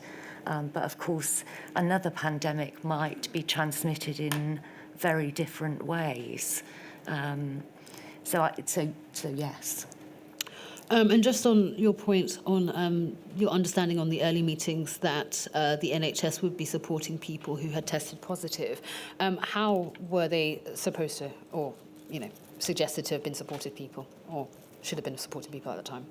So the original suggestion, I think, was in community hospitals or in the Nightingale hospitals. Yes. So in respect to the designated settings policy, and in particular where local authorities had to provide a list of care homes that had the ability to take on COVID-positive patients, would you support a similar scheme in the future? If the context is right. You may not be able to answer this, but do you think that that scheme, when it was up and running, was successful? It's difficult for me to say because it was up and running quite late in the progress of the pandemic. Perhaps if it had been up and running sooner. But of course, if you were to establish something from scratch, unless the country has addressed the issue about workforce, that would be very difficult to set up. So do you think in respect of pandemic planning, the concept of designated settings should be included in that, so that if there was a future pandemic, it could be started up quite quickly? The concept where there is a place for people to go who need care and support that minimises the risk of infection is definitely a sound one. I'm going to ask you some questions about visiting restrictions. And I'm going to just hone in on the issue of blanket bans on restrictions of visiting by local authorities and other organisations. Were you aware of those taking place? I wasn't aware of blanket bans by local authorities. I'm aware of some localised bans where there were local outbreaks by health protection and public health teams because of community and other issues or local outbreaks in homes. Do you know if directors of adult social services were involved in decisions on blanket bans? Not to my knowledge. So you think it was more of a public health sort of decision, but on a localised level? So I think that some care homes took their own decisions to ban visitors based on anxieties about transmission. But as I say, I'm not aware of directors being involved in those decisions, though no doubt their local director of public health would have been in dialogue with them. I'm going to move on to ask you questions about restriction of staff movement between care settings. What did ADES think about the concept of restricting staff movement between care settings? It makes absolute sense in an ideal world. In the world we were living in, care staff were, as you know, low paid and often dependent on more than one job to put food on the table. So issues like staff pay, furlough, or compensation for not doing more than one job was absolutely necessary as well. Do you have a view, or does ADAS have a view, on whether there should be legislation restricting staff movement? Well, it should certainly be discouraged and could be part of a new deal for care staff positively. Whether it should be legislation, I'd need to consider more, and I would need to be in discussion with more people about that. And I presume from what you've said previously, you'd also want to ensure that proper remuneration is in place for the care staff. Is that a yes? Yes, that's a yes. Thank you. If I could ask you some questions about Care Act easements. What, if anything, did ADAS or the, oh gosh, I can't remember the name of it, give me 1 second, the National Advisory Coronavirus Group, thank you. What, if anything, did ADAS or the National Advisory Coronavirus Group do to assess the impact of Care Act easements on people in need or in receipt of care and their family members? So NCAG, which we referred to it as, commissioned Think Local Act personnel to do a review of the Care Act easements, and they talked to those who had enacted them and people involved in their local areas, including disabled people's organisations. We had also decided that we would ask our members more about the impact they'd had, both those DASs who had enacted them, but also a wider group of directors. And I believe that ADAS produced a document called Themes and Learning from ADAS Members on the Local Response to COVID-19 in spring and early summer 2020, which discussed the use of Care Act easements. And it's clear from that document that they were not used to a great extent.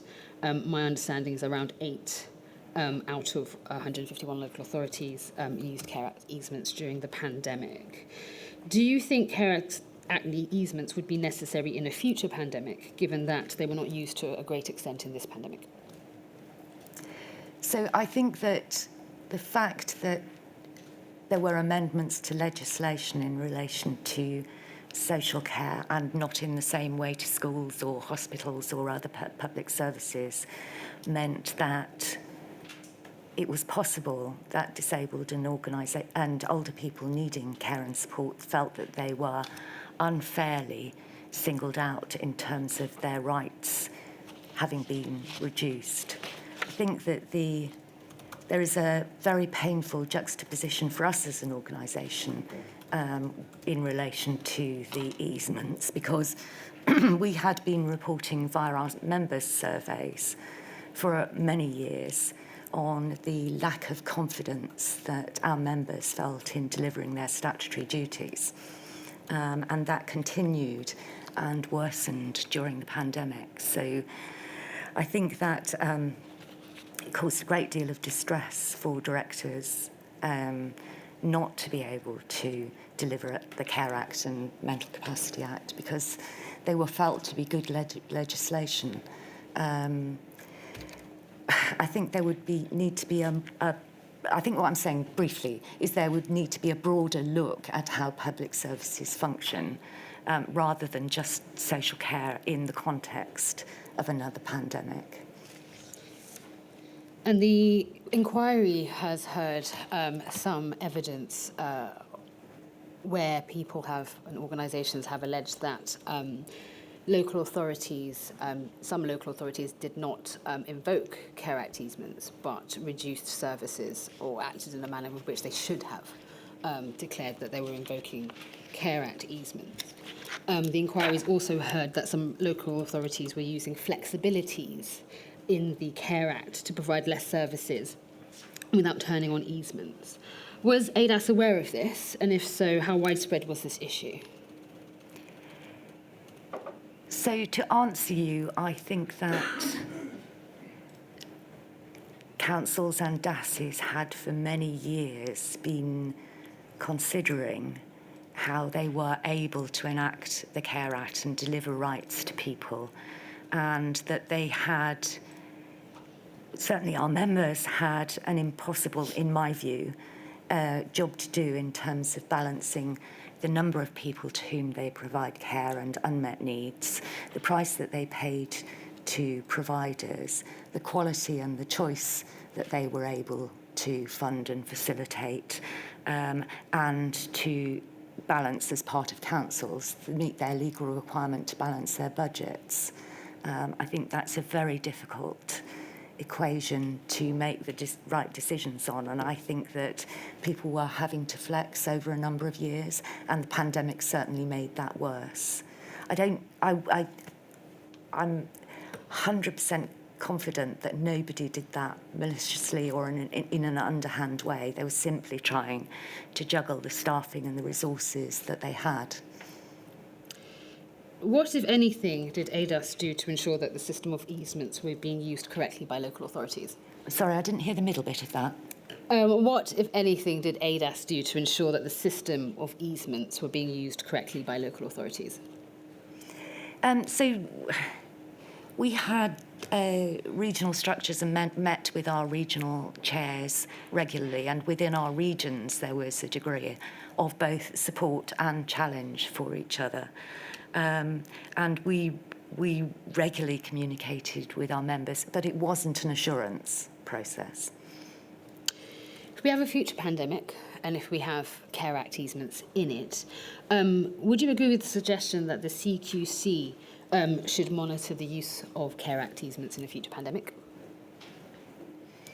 It's possible. I think the people who did use the easements were intensely scrutinised, both by DHSC and rights groups, and locally.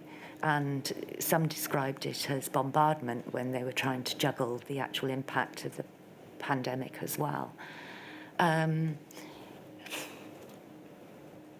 Again, there's a context, isn't there, about do you do this just for social care or do you do this elsewhere? And certainly there's a role for all public services to be challenged in crisis.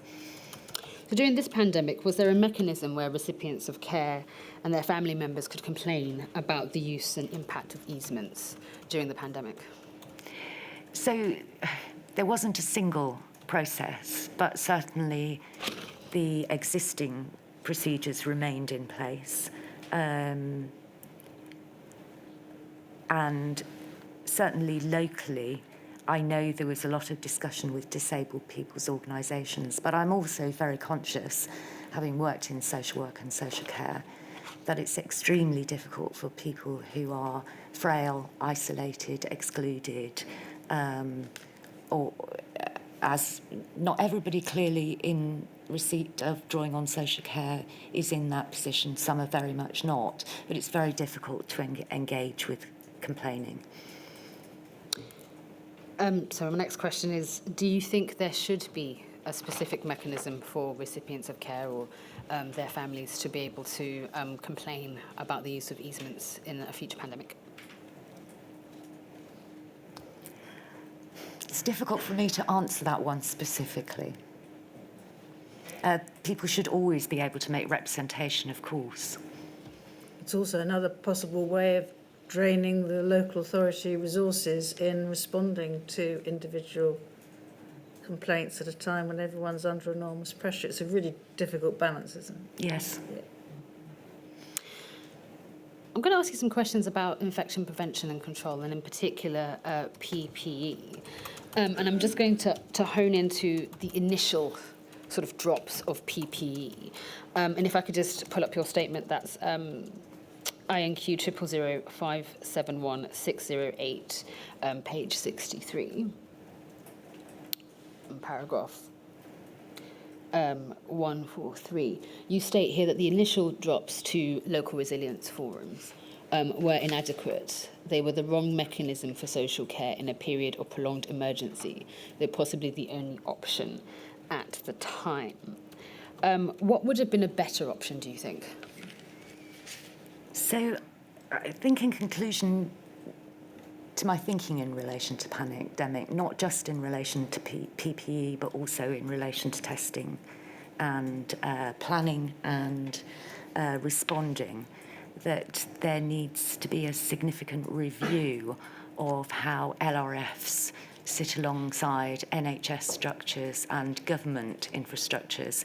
And the inquiry's report to the first module, which set out what I think you called the spaghetti diagram, just demonstrates absolutely how well and how disconnected social care was from that compared to the direct lines of the NHS.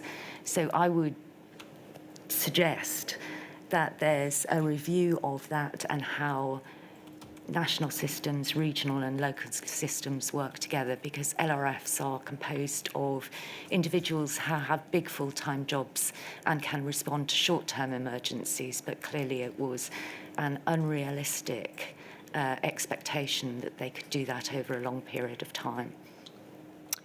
And later on in your statement, you state that work was undertaken to address the issues in respect of PPE provision. How successful was the national supply mechanism of PPE during the pandemic, in your view? Eventually, when it became functional, I think that it was extremely appreciated by directors, by care providers, by unpaid carers, and by personal assistants, but it took a long time to get established. Understandably, because part of the challenge, of course, at that point of time was global supply. And speaking of unpaid carers, what efforts did local authorities undertake to ensure that they had access to PPE? So the supply of PPE to unpaid carers came later in the day in line with guidance.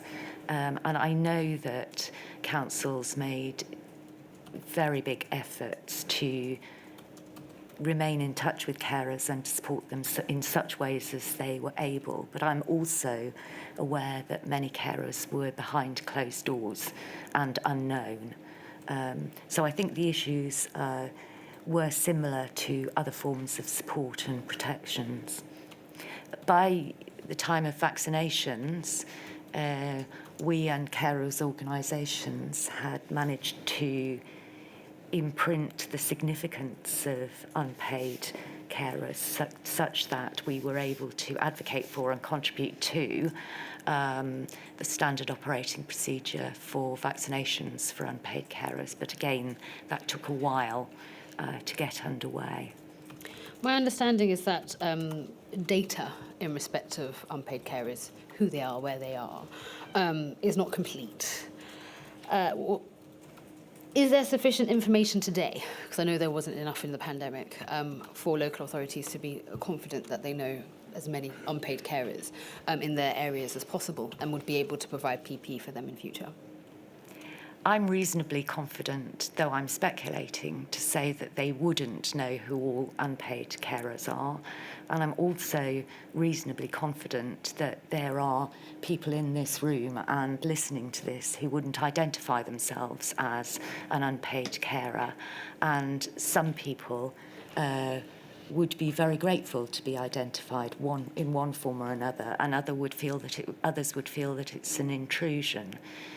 So in terms of data, I know that ADAS members did an awful lot of work to put together the data that GPs had, which was patchy, their own data about where carers had been in contact, and data from local carers organisations. But again, that would only be a proportion of the numbers of people caring in the community.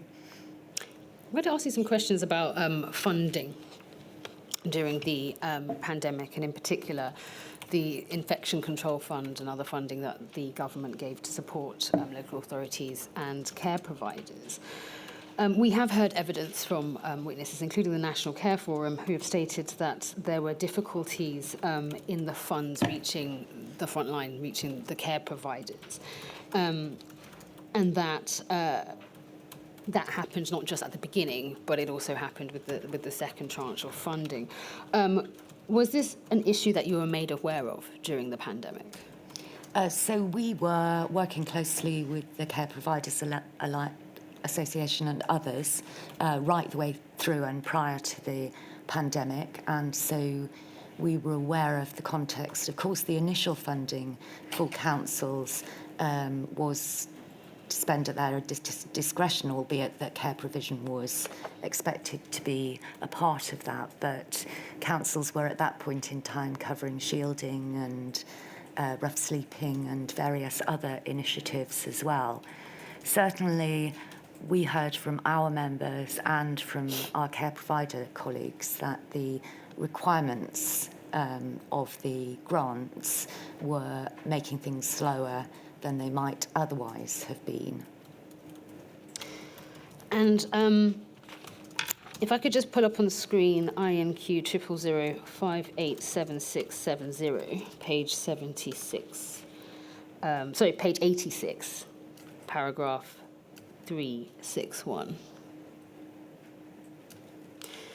This is a statement from the Home Care Association for Module 6, in which they state that 75% of the infection control fund went to care homes. Local authorities distributed the remaining 25% based at their discretion. Home care services received roughly half of the remaining 25%. And some local authorities gave none of this funding to home care, with others giving it only to providers who contracted with them. Were you aware of issues with domiciliary care providers receiving funds during the pandemic? So we were very conscious of domiciliary care providers generally, in that there was a major focus on care homes. In relation to funds, we alongside other colleagues advocated for the 25% to be at the discretion to enable at least some funding to go to domiciliary care as well as to care homes. I can't answer for local authority variation, and MHCLG or LGA may be able to give you more information on that. We didn't keep that data specifically.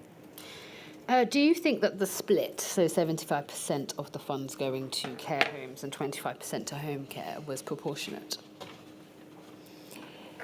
So I think no, it wasn't, but there was an anxiety about how infection had impacted on people living and working in care homes that was visible in a way that people in their own homes wasn't visible. But clearly, the impact on people receiving home care, the impact on unpaid carers and people who had employed their own personal assistants was very significant. So starting again with experience, I think the split should have been different, but that was the decision that was made. Can I press you on that? Basically, it was the care homes where you had they could become hotspots of infection, where you had the problems with staff movement, you had a lot of people in the closed community. Surely the considerations for care homes were very different. I appreciate the problems people caring had at home. Please don't get me wrong, I'm not underplaying that. But doesn't that explain why at the beginning the care homes were the particular focus? Yes, I understand that focus, and I think you're right about that. But I think the issue around community infection and the impact on people who were behind their own closed front doors was less recognised as well. Now that I understand, but that's a different point from whether the proportions should have been different, isn't it? I'm just going to move on to ask some final questions on the enhanced sick pay scheme. The inquiry was informed that the money was not reaching staff, and we've heard that from various different witnesses. Was ADAS aware of this at the time? So we were aware that most providers were making significant efforts to ensure that their staff were able to take time off sick and with pay, or to isolate with pay. But we were also aware that there were much smaller proportions of providers who weren't paying their staff sick pay, or an equivalent to their normal wages. And what, if anything, did ADAS do about it at the time? So we contributed to discussions about it. We raised it with our regions, but we were not close enough to, or would have been appropriate to address it with necessarily individual local authorities. I am conscious that through the data that DHSC had and their regional assurance people, together with our regional staff, they were making inquiries of those employers. Thank you. And my final question is, are there any recommendations that we haven't covered in our evidence today that you want to raise today? So, firstly, I think I've implied this, but I think there needs to be, for a future pandemic, a consideration about the infrastructure for social care, including nationally, regionally and locally, and the engagement of social care from the very beginning at the very highest level, in the same way that Secretaries of State, for instance, regularly engage with the Chief Executive of or NHS England or whatever succeeds that body, because certainly we would have been able to complement something to those decisions. And there were discussions that we now know, partly as a result of this inquiry, of considerations, for example, of asymptomatic transmission, even if it wasn't likely, that we weren't aware of at all and might have been behaved differently as a result. I don't expect the inquiry to be able to resolve the underlying fragility of social care, but certainly I think that had a very significant impact on the pandemic itself. So I would personally suggest that there is something the akin of a reservist task force that meets perhaps annually to review pandemic preparedness and to challenge plans and operational issues of the time. Would that be, sorry if I could just ask a question on that, would that be a national task force, or would it be like a task force in each local authority? My comments were in relation to the task force that Sir David Pearson chaired, for example, that can be stood up rapidly at the point of it looking like there's an emergency.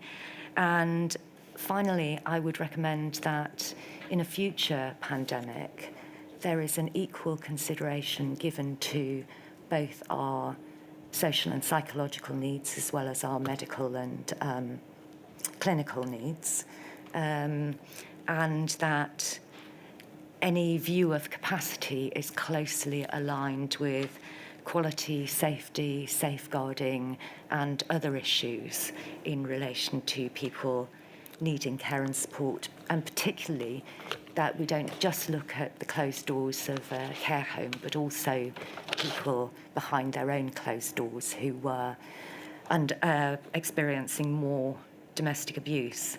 And I think that of the people I've spoken to, there's a collective hope that the inquiry might make a mark in recognising just how essential social care is for all of our lives, and to start to build towards a new social contract so that we can all live and work and care. Thank you, Ms Williams. My lady, those are my questions. Thank you very much. Just a few more questions. Mr Weatherby's first, he's just there.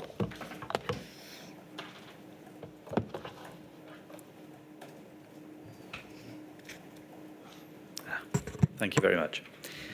Ms Williams, good afternoon. I ask a few questions on behalf of the COVID bereaved Families for Justice UK. Can I return to consultation first of all? You've touched on this before. In your statement, and just for the record, it's paragraph 9.1, you describe being given an hour to comment on a near final document in relation to the hospital discharge policy, and you describe that as, quote, derisory. And on the 14th of April, you were given 25 minutes to comment on the draft Adult Social Care Action Plan. That's your paragraph 12.18. So firstly, was 25 minutes long enough even to read through the draft action plan? So, to put that in context, we had been invited again with very short notice to a meeting to discuss the phrasing in the action plan, particularly. By short notice, I think you say 20 minutes. Yes. And then we'd been given the opportunity to comment on it. So it clearly wasn't enough, but everybody was working at great pace, and at least we were engaged in that, and we were cognizant of the content of the plan, whereas we hadn't been cognizant of the discharge guidance. No, indeed. Just picking up from that then, that looking forward, and appreciating, as you've just adverted to, that guidance may need to be produced at speed. What can be done, in your view, to ensure that important stakeholders like ADAS are given sufficient time to properly consider and contribute to guidance in an emergency? So I think first, let's not lose the guidance we have so that we're not starting always from scratch. And it might need to be significantly adapted, but at least we're not starting from the beginning as we were then.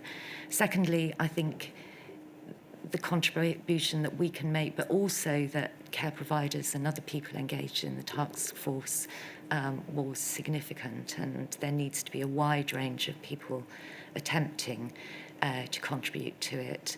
But I guess preparation rather than trying to make it up as you go along is the key message, really, despite the best efforts of everybody involved. And what about being embedded within government or having a closer relationship with government so that you don't get 20 minutes, you get a proper period to look at things? Well, I think in fairness, we have always valued a degree of independence such that we can survey our members and make statements, but we've always worked very collaboratively with government. So I think having social care expertise within government, which there has been in the past and maybe in the future, but there wasn't to that extent at the time. And by expertise, I mean operational expertise as opposed to policy expertise would be valuable. Sure. Now, guidance on the requirements for the hospital discharge policy was issued on the 19th of March, and then sector-specific guidance on admissions was published on the 2nd of April. Bearing in mind the email that you referred to earlier, throughout this period, was there a sense that care homes were being pressured or forced to admit patients from hospitals? I don't think that was the intention. They were very strongly encouraged to. But certainly I know there were parts of the country and parts of the national system where the pressure was intense to make what was phrased as their contribution to the pandemic. Yeah, so maybe not the intention, but it was certainly the perception. I'm sure that perception was real. And was there a point at which providers felt less pressure in that sense? And if so, can you give us some kind of time frame? So I can't describe to you actually having any specific direct national feedback on that, but I think that as the Social Care Action Plan and then the Task Force report and then the subsequent winter plan progressed, there was a degree of extra recognition. Right, so it got progressively better. So, yes, I think so. But the second year of the pandemic, when there was Omicron, there were different challenges because of staffing. Yeah. Now, turning to the hospital discharge policy, but still in the area of consultation, you weren't consulted before the announcement of the hospital discharge policy was made on the 17th of March 2020. If you had been, and you'd known how little information ministers had about what was going on the ground, what would you have advised in one sentence or as shortly as you can? Some greater safeguards for people needing care and support. I think by then the bandwagon was rolling, so actions in relation to social care would have needed to have taken place in the, I think it was the middle of February when people were starting to seriously alert to the pandemic. Yeah. And finally, changing the subject, quality, safeguarding, and regulation. At your paragraph 2.2i in your statement, you say this: lockdowns in care homes effectively resulted in a seismic increase in the number of closed institutions, which, coupled with pre-existing staff shortages and staff sickness, significantly increased the risk of neglect, even in the best-run establishments with the most competent and committed staff. And you go on to expand that later in your statement at 13.7. In your view, was an increase in the risk of neglect an obvious risk at the outset of a pandemic or an emergency such as this? It certainly appeared so to me and to ADAS members in every conversation that we had. And were sufficient measures put in place by central government and specifically the CQC to mitigate this risk? So I think that the emergency framework that CQC introduced was perceived as difficult for our members because they'd relied on CQC data complementing their own contracts information and safeguarding work, and we certainly said so to CQC at the time. I'm not sure. We did try very hard to get safety and safeguarding on the government agenda on a number of occasions, but I'm not sure that we either articulated it clearly enough or it was heard. Yeah, and do you think there should have been additional funding provided earlier, as it was perhaps later in the pandemic, to ensure that safeguarding was instituted earlier? Yes, and I think the issue is just as acute in terms of people at home, because in a care home, at least you know there's a building with people in it, whereas we know from previous safeguarding concerns that it's very possible for any reason for a home carer not to be able to turn up to somebody who's not able to articulate their concerns, and that can have as catastrophic consequences. Finally, is it a concern that the CQC apparently didn't collect data during the pandemic on the number of patients discharged to residential settings that were judged to be inadequate before the introduction of designated settings? So I think the whole discharge process, as I've mentioned, could have been better managed. And yes, a CQC measure would have contributed to that perhaps, but I would need to engage in discussion about that. Thank you very much. Thank you, Mr. Weatherby. Ms Jones, she's that away. Thank you, Lady. Good morning, Ms Williams. I ask questions on behalf of John's campaign, the Patients Association and Care Rights UK. I have two questions for you today. They're both on the topic of the under-recognition of the adult social care system during the pandemic. Firstly, you described adult social care as being an afterthought, with the NHS prioritised and there being inadequate coordination between the two systems. What, in your experience, was the overall impact of this context on adult social care and its ability to perform the role it needed to during the pandemic? So, just to clarify, are you asking me to comment on the lack of recognition? And the prioritisation of the NHS, what were the practical impacts on that of the adult social care sector's ability to do its work?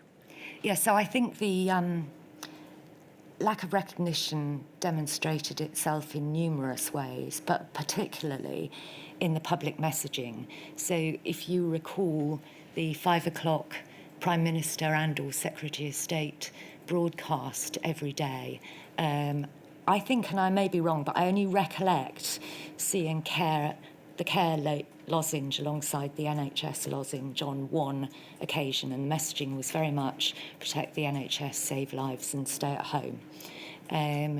And we did communicate as often as we could with civil servants about trying to encourage more constructive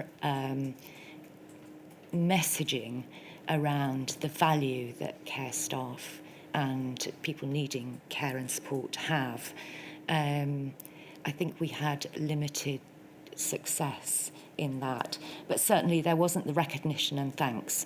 And if you also recall, what was originally Clap for Carers became Clap for the NHS. And I think that led to everybody feeling less valued. And as a consequence, I think the strong messaging about the NHS possibly countered what I believe to be, can only believe is absolutely true, that there were no direct messages, for instance, that PPE was to be diverted to the NHS by suppliers or border control. But I think that message was so strong that the NHS was the priority, that actually people needing care and support and working in it were a secondary consideration. And can I just ask, in respect of that, what were the consequences for them of being a secondary consideration? How did you see that manifest in how people were able to perform their work and the care that was provided? So the action plan was produced in effect after the first month of that instant initial transmission rather than prior to it. It meant that care staff and carers were secondary in relation to the supply of PPE, secondary in relation to testing, and the ultimate impact of that was on morbidity and mortality, and to this day in a disproportionate incidence of long COVID in care workers. Finally, if I may, do you think there's been any improvement in recognition of the social care system, given the important role that it played during the pandemic? So I think that there was recognition during the pandemic, thanks partly to some conscientious journalists who made the public more aware. There was also, very unfortunately, some negative recognition when the message about care staff spreading the virus occurred, which led to some vilification of care staff and some even needing protection from the public. Has that continued? I'm not sure that I see evidence of that yet. And I'm not sure that contributors to this inquiry would say that things are better now. Certainly the underlying issues about long-term funding, recognition and reform haven't been addressed for, I'm sure, a range of reasons. Thank you very much. Ms. Jones. That completes the questions we have for you, Ms. Williams. I'm really grateful to you for the help you've given to the inquiry. And if you want to reassure your members, if I've got one message during the course of this module, it is the importance of recognising social care. So you've helped with others to get that message very firmly across. Thank you. So thank you very much for your help. I shall return at 1:45. All rise.